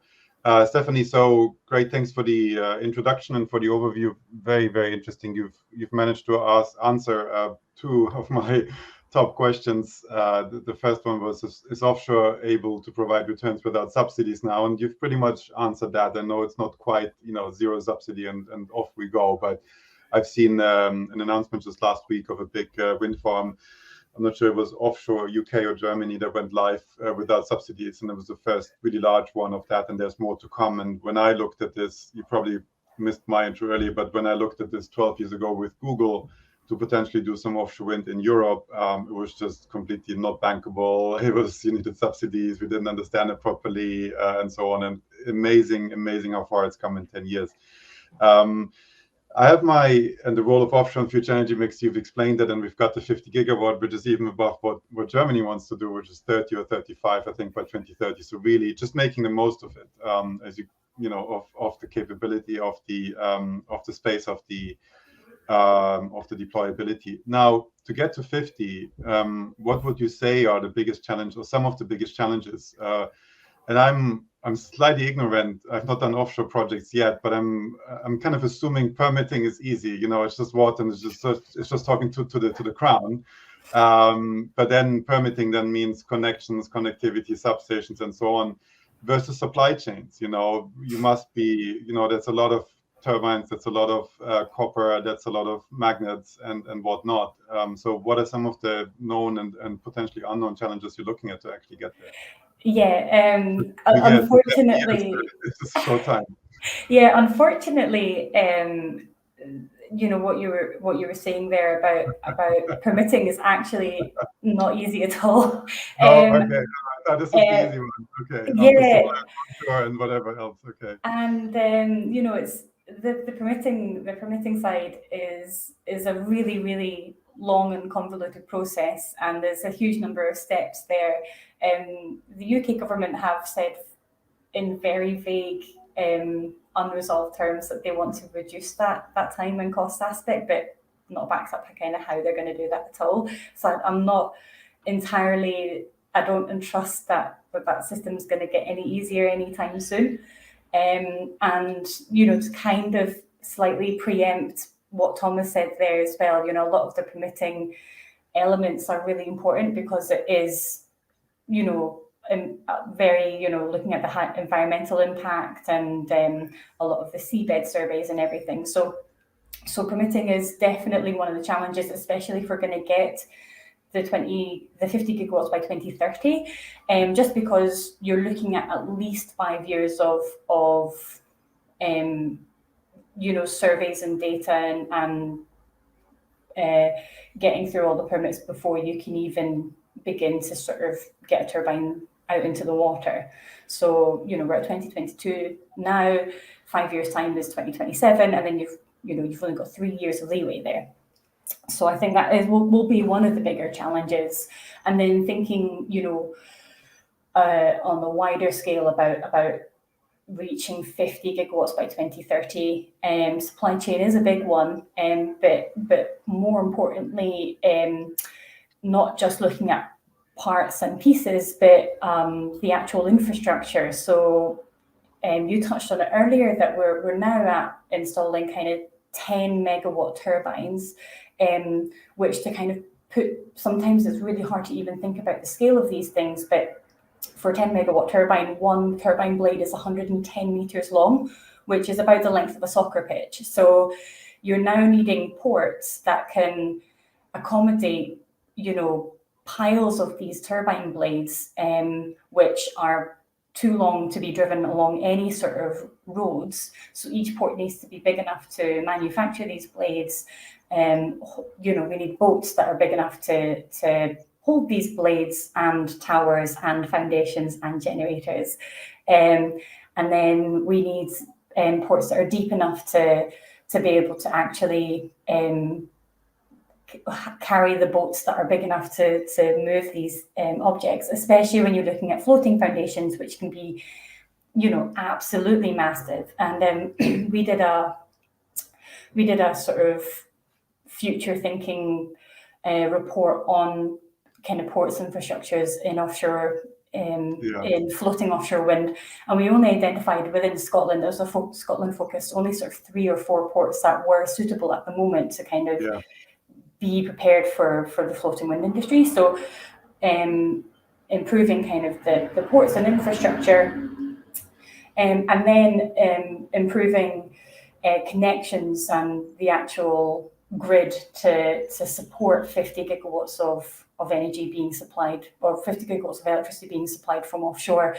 You know, a lot of our existing grid is you know, centrally distributed, and you know, even thinking about a lot of the very far offshore places off maybe the east coast, but also now off the north coast, looking at kind of the floating wind, there just isn't the electricity grid to kind of support that level of wind. So that's going to need, in terms of where the next high investment, while we're not investing monetarily into the actual wind farms and turbines, we will need to invest quite heavily in kind of having a grid that can support that level of kind of distributed energy. Wow. Okay. So quite a few challenges ahead for you. Absolutely. You've touched briefly on Tom. So I think we it's part of the permitting process. That's what, among others, makes it go really long. I don't know if you have a reference to a truly impartial study, if there's ever been a truly impartial study in the world on anything, but definitely covered the question to an extent. I'm not aware of, you know, truly impartial studies. My background isn't really in the environmental aspects of it, but I did do. I have done a summer project with the SAMS, the Scottish Association for Marine Science, who do a lot of studying on the environmental effects that usually kind of tidal and marine energy can have on marine wildlife. but from what I have seen, the impacts that it has on migrating birds, etc., is usually once things been installed, the impact is actually lower than we would actually have expected doing the surveys beforehand. Yeah.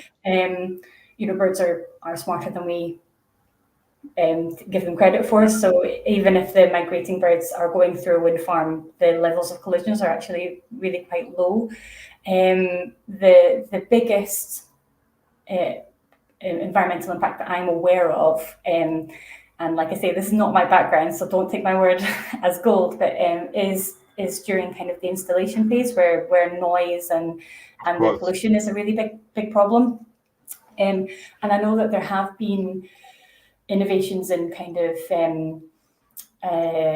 in installation techniques and kind of soft starts for big piling activities and these sort of things, which we've got really limited information as to whether those techniques mitigate the problems that we're aware of. But in terms of the impacts on wildlife, I would need to get back to Tom on that, because I'm not super aware, but I am aware that some of the impacts have been more than we expected, and some have been less than we expected. Yeah, I've seen this. I've seen a lot with onshore and the bird question. That's actually much lower than people think or thought or estimated. And I don't know Tom, but it's often an argument brought by people who are quite happy to be conservative, to stick with what we have, and that means in essence that you're just drilling for more oil. You're sending super tankers around the world with LNG, and you're spewing out more carbon. So that's a trade-off that's never made in that sense. And I like birds and wildlife. Don't get me wrong. Yeah, I love birds and love wildlife. And yeah. sometimes I'm actually up in Inverness at the moment, and I noticed on the coach ride up the amount of roadkill just on the A9 up in Inverness, and in my head, I'm thinking one of the greatest impacts that we can have on wildlife is driving cars less, for example. But that's a different conversation to the impact that turbines will have on wildlife. Absolutely, but we're quite happy to dismiss turbines for their environmental impact, but not cars, for example. But I think we're very happy to discount the status quo and how bad it is, because we're so used to it, versus anything new is then super analyzed, and then this is all part and parcel of it. Don't get me wrong; it needs to be done in everything. And they were relocating some. What is it? I don't know. Some animals for the Tesla mega factory in Berlin. I remember, and that took a year, and that's good stuff. But what comes out is important as well. I've got we're sort of slowly wrapping up. I see new questions here. I've got two more.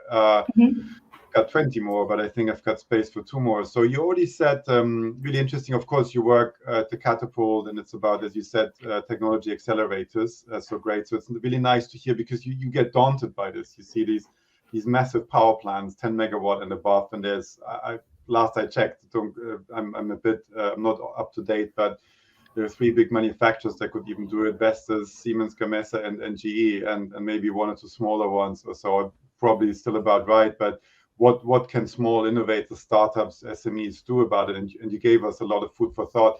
So I have one question, which is a bit of a pertinent question, which is, with all these gigawatts, and this is me asking as a German, we have that in Germany, but wouldn't the UK consider to actually set up a manufacturer here to benefit from this? And then there's going to be hundreds of gigawatts worldwide, number one. And I do know that final assembly, or a lot of that is already here, so maybe that's not the real question. And in the 3 minutes we have, you talked about storage. So, which strikes me, when I worked on solar power plants, it's really tricky. You don't want to just put 5 megawatt of solar storage next to a 20 megawatt power plant, or 100 megawatt that you use 3 days per year. It doesn't make sense. But this one, you get gigawatts flowing through, getting to the coast in a central place. Can you just put? Are you just going to put an electrolyzer farm next to it, or like your 100 megawatt power wall? So is that something that the industry is now pushing much more, because we have that opportunity to work on flexibility? But maybe start with whichever question first. So I would love to see a UK major manufacturer for wind turbines. I hesitate to say this as an innovation manager, but I do worry that we've missed the boat a little bit. That even looking at GE, who are somewhat a late enterer into offshore wind, that's a major global corporation. You know, they waited and waited, and then have built straight in the world's biggest wind turbine. And it would take a similar level of kind of global standing to be able to enter into such a large market as a new kind of manufacturer of turbines.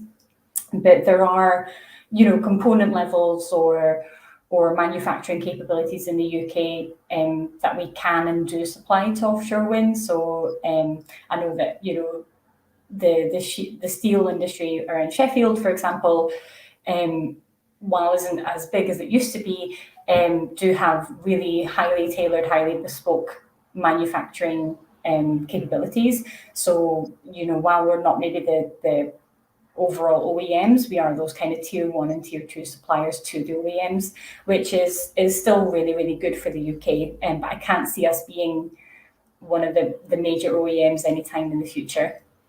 And then around your second question there about whether the wind farm operators are looking at kind of building these really large scale storage. Unfortunately, so I've had this conversation with quite a lot of people who are very much in the know, and there needs to be in today's climate, there needs to be a market-driven solution to do that, whether that's an additional, I don't want to say subsidy, but a monetary benefit to providing, you know, stored energy as opposed to energy, you know, straight from the source.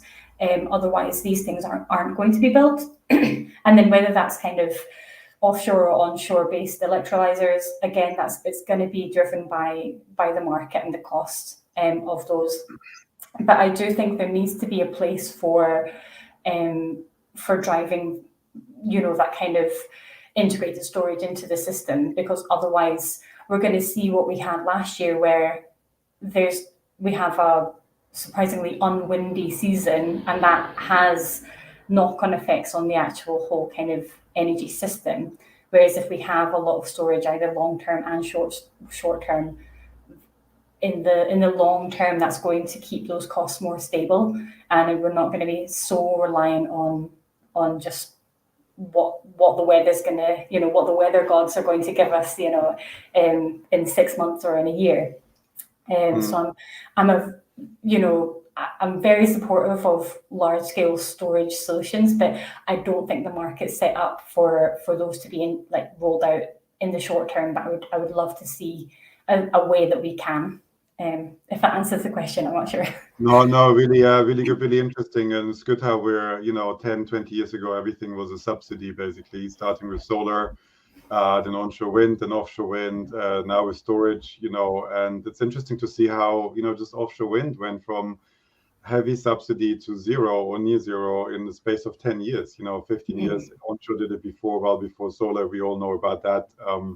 How low that's gone. I mean, now recently silicon, of course, prices, aluminium and so on is going up, but that's gonna come down again.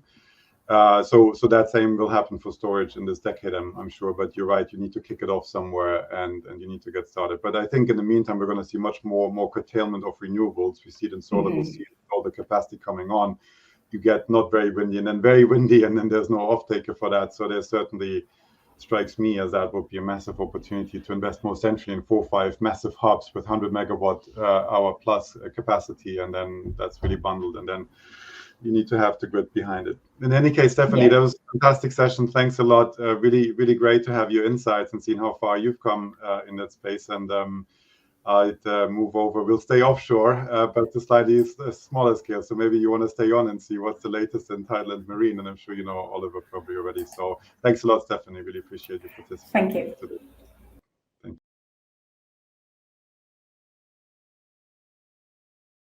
you. So with that, we're handing over almost on time, just a few minutes late, handing over to Oliver Ragg from Orbital Marine Power. Hey, Oliver, great to see you. And I can see you have one of your devices, yes, in the background, the underwater.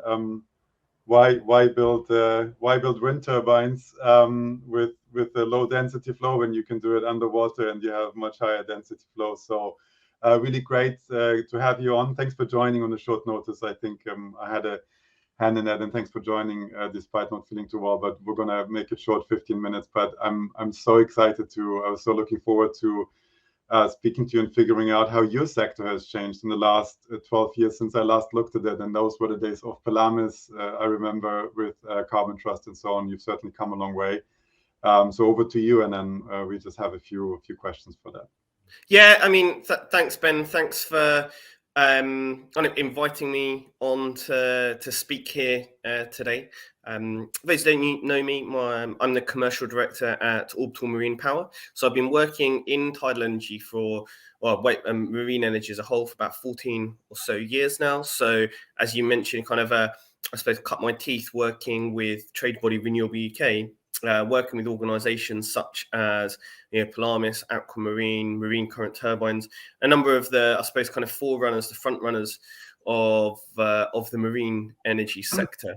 Unfortunately, I think as anyone who's tracked the sector as a whole, there was kind of you had this first wave of technology developers who kind of came, kind of overpromised to some degree, under-delivered, and whereas Orbital has been around for a long time. Actually, it's been around for around 18 years. It's been developing its technology, but in I suppose I would say quite a different approach to how we're doing this. I mean, the most radically different approach you can see is, as I've put up as the screensaver here because I haven't got any slides, you can see the tidal energy platform here behind me, and this is a big tidal energy generator. This is a 2 megawatt machine. So this is installed in Orkney at the moment, powering approximately 2,000 UK homes. So the length of the yellow section that you can see here, you can't see the nose end just below where my hand is.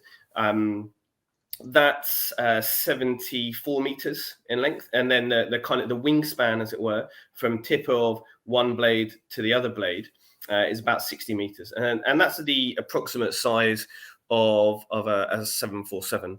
And I think where tidal energy is at, and it's interesting just hearing what you're saying about cost reductions we've seen first in onshore wind and solar, and then offshore wind. And how they've rapidly come down over the last 15 to 20 years. I think it's fair to say tidal energy at the moment, now is where those technologies were, say offshore wind probably like 20 years or so ago. Yeah. Now, the difference is what we're looking at the moment is obviously we're in a completely different operating environment, and but we use a lot of the same technology from wind. Effectively, it's our drivetrains are nacelles. It's rotating machinery, it's gearboxes, it's drivetrains, it's pitching systems, it's the control systems that manage that. There's a lot that we draw across from the wind sector. And in fact, a large number of our suppliers are major suppliers into the wind energy sector. So we draw a lot from that, and because of that, we looked at a lot of the maintenance strategies and techniques that the wind energy sector took. And actually, if you look at what's happening in the wind energy sector for maintenance, it's very rare that a wind turbine goes long. So, apologies, that's my phone. I do apologise for that. So if we look at the wind energy sector, it's approximately every year that there's some form of maintenance that's required, even if it's just changing some greasings or some oils or refilling or something like that. So the approach that we took is like, okay, well, look, we know we're going to have to access the nacelles and the pitching hubs every year. So let's just design it so that we can do that, so that we can reduce our operating costs. And so, as I said, we're at the beginning of that journey of that cost reduction part. So we've completed, I suppose, what we would call the fundamental innovation. And really the O2, it's not just a culmination of, the 80 million pounds and 18 years of development that have gone into orbital technology. In some way, it's a kind of accumulation of R&D that's gone in across the sector, over this period of time. We've seen many different people kind of come through and then move away from it. In fact, you mentioned it previously, GE were looking at tidal and they moved away from it. Fundamentally, I believe because they had the wrong solution. It was a bottom-mounted solution, whereas what we can propose here is a cost-effective approach to tidal energy. Apologies, I wasn't expecting to have a free stage to carry on talking, so I'm happy to answer any questions because, as I'm sure you can tell, I'm very passionate about the subject and could carry on lengthy, well beyond the 15 minutes we've got allocated. You're doing amazing, Oliver. Thanks for this and impromptu and everything, and that was exactly what we needed. So thanks for that. I have quite a few questions. I'm just outside of the funny question. By the way, Tom, I can't comment on the comments, but totally understood earlier question. I forgot to wrap up. Totally understood where you were coming from with the wildlife and so on. So we're all on the same level here. Thanks for your question. For me, it was really Oliver. So I looked, as I told you, right? I looked at it 12 years ago with Pelamis and so on, and we looked at the flaps, we looked at the bends, we looked at your turbines. So where do you see? So do you think? I have two questions basically. One is where do you see? You have the learning curve, right? The adoption curve and so on. There's a long time, and then the valley of death, and I think we all know what it feels like. And then things move much faster. So do you see things that are going to change this? Are we going to have to wait another 20 years till it comes of age, or what's going to be able to change it and make it faster? And the other question I have is. Which is later, which is just more of an observation, is that we're seeing massive restraints in availability of land for all the super commoditized solutions like PV, which is way below $1 per watt, and onshore wind, which is way below $1 per watt, or euro pound per watt, but what have you. Just hampered by some prices now for raw materials, and we're going to run out of land very soon. We could cover half of the UK with that, but we just don't have the land at all. And the ocean strikes me as a place where you could actually do a lot more with that, in combination between what we've heard in offshore and your stuff. So could that be one of the limiting factors you have for onshore stuff that helps you? So I'm just going to look at remind me the first question again there, Ben. The first apologies. question was, you were saying earlier it took off marine. I remember. Yeah, what's going to stop us getting to the next? Will it take another 20 years, or is there a way to accelerate that? Basically? Yeah, excellent question.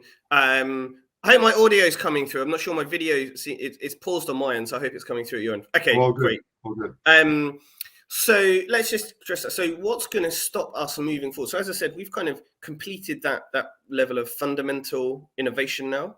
We're now in a position where we're undertaking what I'd refer to incremental innovation. And this is what if you look at the wind sector, what the wind sector has been doing for years now. It's kind of coalesced around this 3-bladed, nacelle for simplistic terms, on the end of a stick, right? And what's changed in that sector? Well, you've had innovations in gearboxes, in drivetrains, in the nacelles, how big they are and how long the blades are. Very, very simplistically, okay? Yeah.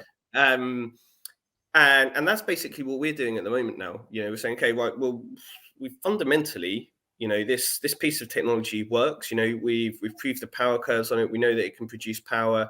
We know that we can maintain it. So, okay, so the next thing is, there's that incremental innovation part.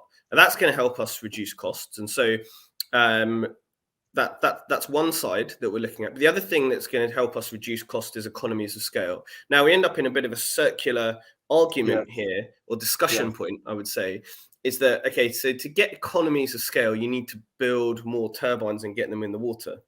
But to build the first turbines and get them in the water, you need some level of revenue support, government support, to help you kind of effectively buy down those expensive projects. They're always going to be there. There's not some silver bullet that's going to come along and say, oh, guess what? Like all of a sudden, we put one machine in, and then the next 5 that we put in, we put one machine in, and it was a cost of, kind of 250 to 300 pounds a megawatt hour. During the next 10 that we're going to do, they're going to be 100 pounds a megawatt hour. It doesn't work like that. You look at the renewables sector. I mean, you even look at car manufacturing, right? That's what happens. Economies of scale drive down cost. So what we're very fortunate in the UK. UK government has put forward a ring fence support for tidal energy, because as you know, there's the contracts for difference mechanism, which is effectively it's an auction based on cost. Now, you've got to have a look then at the energy system and think like, okay, so we want to incentivize cost to the consumer, but at what point does just installing more wind and more solar, at what point does that start damaging cost to consumer? Because for those of you who track these sorts of things, even before we had the kind of this price spikes that we've been seeing recently in terms of just the baseload cost of energy, you'll have seen you get these periods in kind of over the winter where it's not windy, you get very few sunlight hours, and electricity costs really spike at that point. Well, tidal energy is still going to be putting power into the grid at that point. And what we really need, to answer your question more directly, is we need that continuation of government support to recognize and realize the benefits that tidal energy can have, both within the energy system itself, in terms of diversifying supply. Diverse supply is a good thing. We need people to recognize that and understand the benefits of that. And I've in fact been on calls with UK government people at Department for Business, Energy and Industrial Strategy this week, discussing those in fact points with them. So then what we need is consistent support. So the point that was made in the previous presentation there about kind of manufacturers and big supply points is we're now looking at this rather than from an innovative perspective or producing power as a manufacturer. And okay, so as a manufacturer and working with the supply chain, if I'm investing in plant and materials, what I need consistency of order. So I need to be able to go out and say, okay, right, first I'm putting, I need to move from making 1 a year to 4 or 5 a year. And I need to know I'm going to be able to do that for 2 or 3 years. And then I can go from 5 to 20 and then from 20 to 100. But to know that, okay, I can keep doing that and because otherwise you end up in this kind of, you do one of two things. You end up offshoring all of your construction, which you can do, and that's fine. But that doesn't really tie in well then with justification to why governments would put in the support mechanisms, because everyone wants to see that green growth, that build back better, build back greener sort of mantra that we hear here within the UK. So that's what I'd say. It's that consistent support and recognition of the benefits that tidal energy can have within the energy system of the future as we transition to net zero, but also the economic benefits that it can have. In terms of then, your other point in terms of how this can factor in with the energy system of the future, yes, you will have constrained land areas. I think it is important for me to highlight, tidal energy isn't a silver bullet that's going to solve everything that we need to look at with the energy transition. Globally, there's about 100 gigawatts of tidal energy. So it's very geographically discrete, but areas that can benefit from it, in Europe specifically, we're talking in the UK and in France. These locations have a clear benefit in harnessing probably the only truly predictable form of renewable energy. Yeah. Okay. Did you just go mute or? Okay, great. Thanks, Oliver. That's really interesting, and I think I had a chat with Legacy at the beginning and a couple of days ago, and I said, tidal is great, but the problem is you can only do it in a couple of locations really well, and those are in a handful, and with the old school stuff, and those are pretty much gone. There was in north of France, I think you've got just a bay, and the tide is all there, and you can do it, and you get quite a few megawatt out of that. But outside of that, I think you're looking at solutions like yours. Oliver, if you can, your video is a bit okay. Can you hear me okay? I can hear you okay, yes. Okay, cool. The slight voice and the audio video decoupling for me, but it's good. I had a question on, so you were talking about the cost curve and the learning and economies of scale and all that, and completely understood that that's slower than in others. So where would you say we have 100 gigawatt now? You said I don't know how much in the UK, slightly smaller number, and yours is 2 megawatt, which isn't a bad size. You know, that's a typical onshore turbine.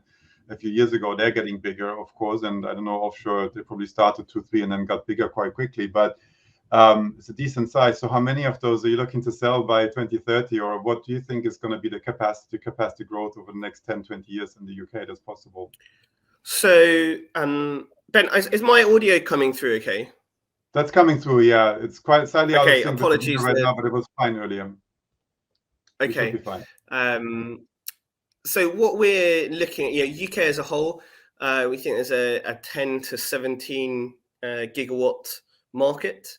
That's actually being produced by a paper from Plymouth University and a group of academics across the UK looking at the UK opportunity. What we're suggesting is by 2035, the UK could have 1 gigawatt of tidal energy installed. That's the level of capacity that we're looking at. So, you know, there's a number of Pathfinder projects which we're working on now.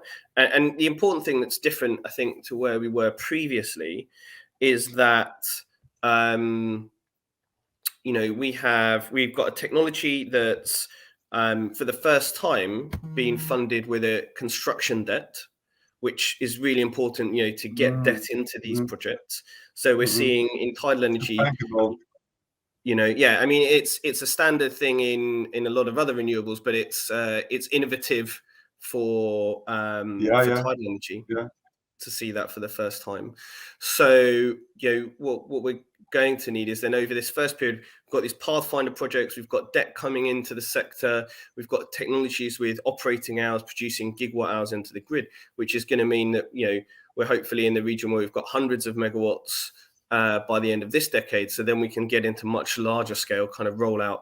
And obviously off the back of that, what we're going to need is clearer licensing rounds from people like Crown Estate Scotland and Crown Estate in the UK, access to seabed, like we can see in offshore wind, start opening this up and ramping things up. Okay, super. So 1 gigawatt by 2035. And today it's in the megawatt, the tens of megawatts. I missed the number. As far as you know, if you in the UK at the moment, it's approximately 8 megawatts. Sorry, 8 megawatts of tidal stream energy installed. Okay, got it. That's what I thought. Yeah, because you don't have that sort of bay as they have in the north of France. So what do you have in Bold, I think, where you can just do much more. I have a question. Actually, not to forget those. So Tom. Thanks, Tom. Oliver, where on the south coast are there opportunities for your machine? Or if it's not on the south coast, where are opportunities for your machine?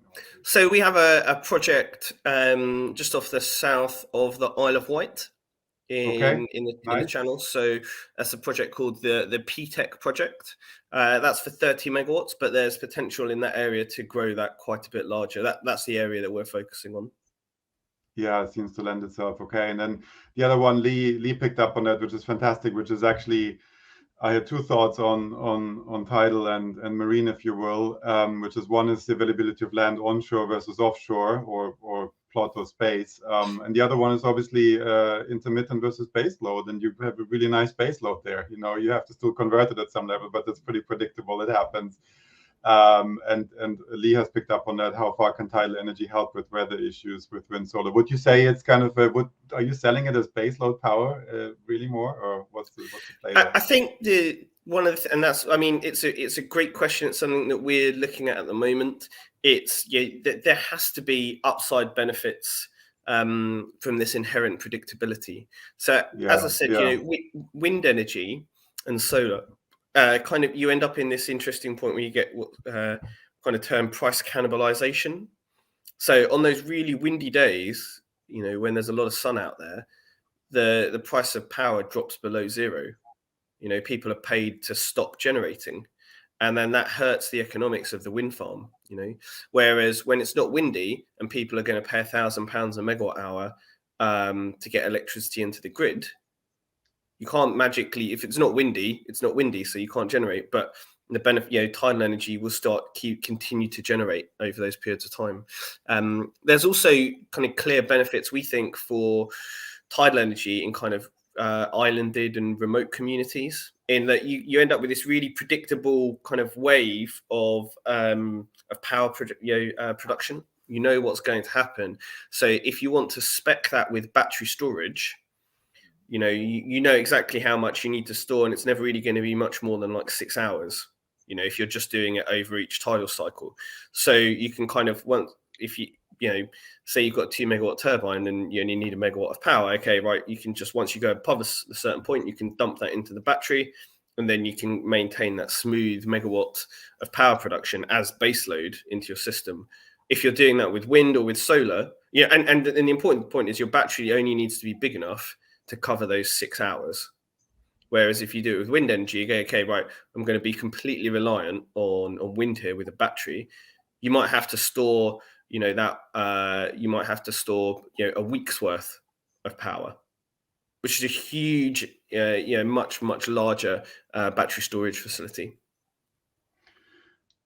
That's really impressive. So no, that's exactly something actually I hadn't factored in at all before, but we were talking about baseload and intermittency, and that's fantastic. So that should be a good angle for you. I have another question which I'm going to ask, but I'm not going to expect an answer to, and then one final question. So the one I'm going to ask but not expect an answer to. Well, I can try. No, you can't. Yeah, I'm an aerospace engineer. Sorry. How many terawatts of tidal do we have to install before we change the orbital speed of the moon around the Earth? Because that's going to start influencing the moon back at some point. But that's. Yeah, I think there's much bigger issues.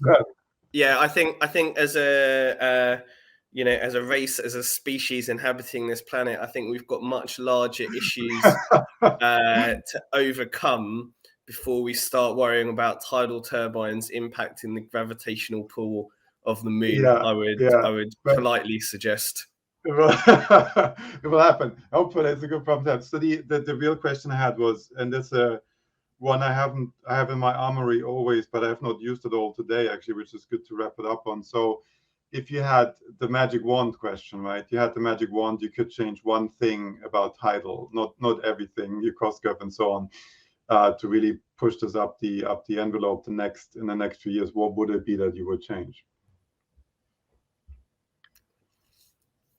I would come back to just putting in place clear government support over the next 10 years to help us, basically be provided the same opportunities that solar and wind have been provided.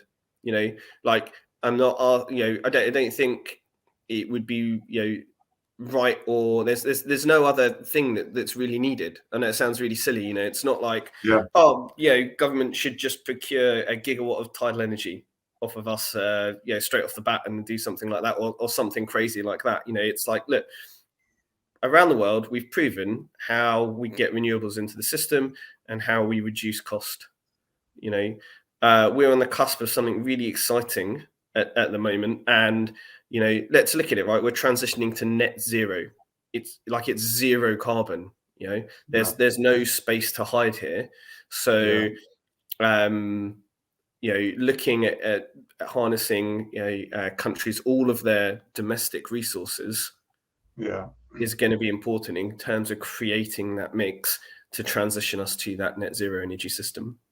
Absolutely, Oliver. That's a fantastic way of closing, and it gives me an amazing assist to bring back Lee Towers here. Thank you, Lee, for his comment there, which I was meaning to raise earlier when we're talking about subsidies and subsidy free and so on. And that's also, a slightly misunderstanding that geez, all the subsidies is going into whatever it was, onshore wind, PV, offshore, and now tidal.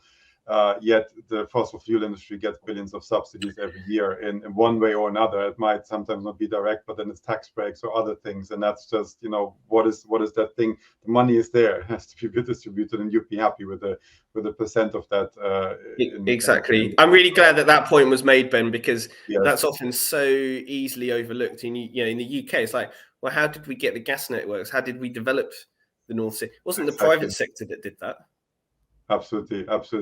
Thanks, Oliver. That was brilliant. I'm glad you could make it. I'm glad we could wrap up on this sort of next generation thing and really open our eyes to something that a lot of people don't see, obviously, technically, typically every day, or that a lot of people don't think of, but definitely has a role to play in order to get, as you said earlier, to net zero by 2050, and hopefully much earlier. We need all of the above and more, and times 10 and times 100, and you're a part of that. So thanks a lot for that, Oliver. We'll catch up separately again another time, I'm sure. Thanks so much for having me, Ben. Absolutely. With that said, I'm round up the morning and welcoming back Tony Seesman from Clean Growth UK. And Tony, I have a stupid question now. It says Tony speaks for 2 minutes and then a bunch of stuff underneath. Are you wrapping up or am I wrapping up? Just let me know which way round it is. I'm very happy to wrap up at this point. I'll wrap up. Well, I've got a few words to say, and you're more than happy to come in at the end if you wish. It's okay. Is that okay? Go ahead, Tony. Cheers. I just wanted to say how much I've enjoyed today. I actually found the order of speakers and the way we kind of jump from different speakers really interesting. Sometimes focusing on a specific tech area, and then at other times taking a bit more of a step back to broaden the focus out a little bit. Tackling things at a local level came up many times, and just from a personal perspective, I can talk about being, really kind of active within the Liverpool City region, and we've obviously got a lot of offshore wind. We've got a HyNet hydrogen project happening here, and we're also exploring tidal energy in the Mersey. So, obviously a lot of what was discussed today in terms of the technologies are pretty doable here because we've got the coastline. As Marie-Claire says, 2050 is too late probably. It's only a negotiated target, so we really need to press on with this and also kind of look at ways in which we change the way we live and not only view this under a carbon microscope. And also on another personal level, a quick nod to Lee's talk, because we at CGUK have set up a housing sector innovation group. We're doing a lot around housing, especially retrofit. Whilst a lot of this is aimed at net zero in terms of tech and testing, validation, and you name it. A lot of the time, we just find ourselves focusing on tenants' needs. And but in terms of I just want to say a huge thanks to Ben. I thought his style was very engaging. He was wonderful, relaxed, conversational style. It drew a lot more out of the conversations, a lot of information from our speakers, and also questions from the audience. So big thank you to you, Ben, for hosting the event. You did a brilliant job. Big thank you to all of our speakers, Celia, Marie-Claire, Lee, Stephanie and Oliver. I loved the diversity of the speakers, but also the passion that each speaker brought to the event. Obviously, they've all been brought together by our curators and organisers Legacy, who have done another great job putting together this alongside some of my colleagues. So big thank you to you guys. These higher level, thought-provoking series of events have been a feature of CGUK over the last few years, and they kind of tie in with a whole host of workshops that we offer too.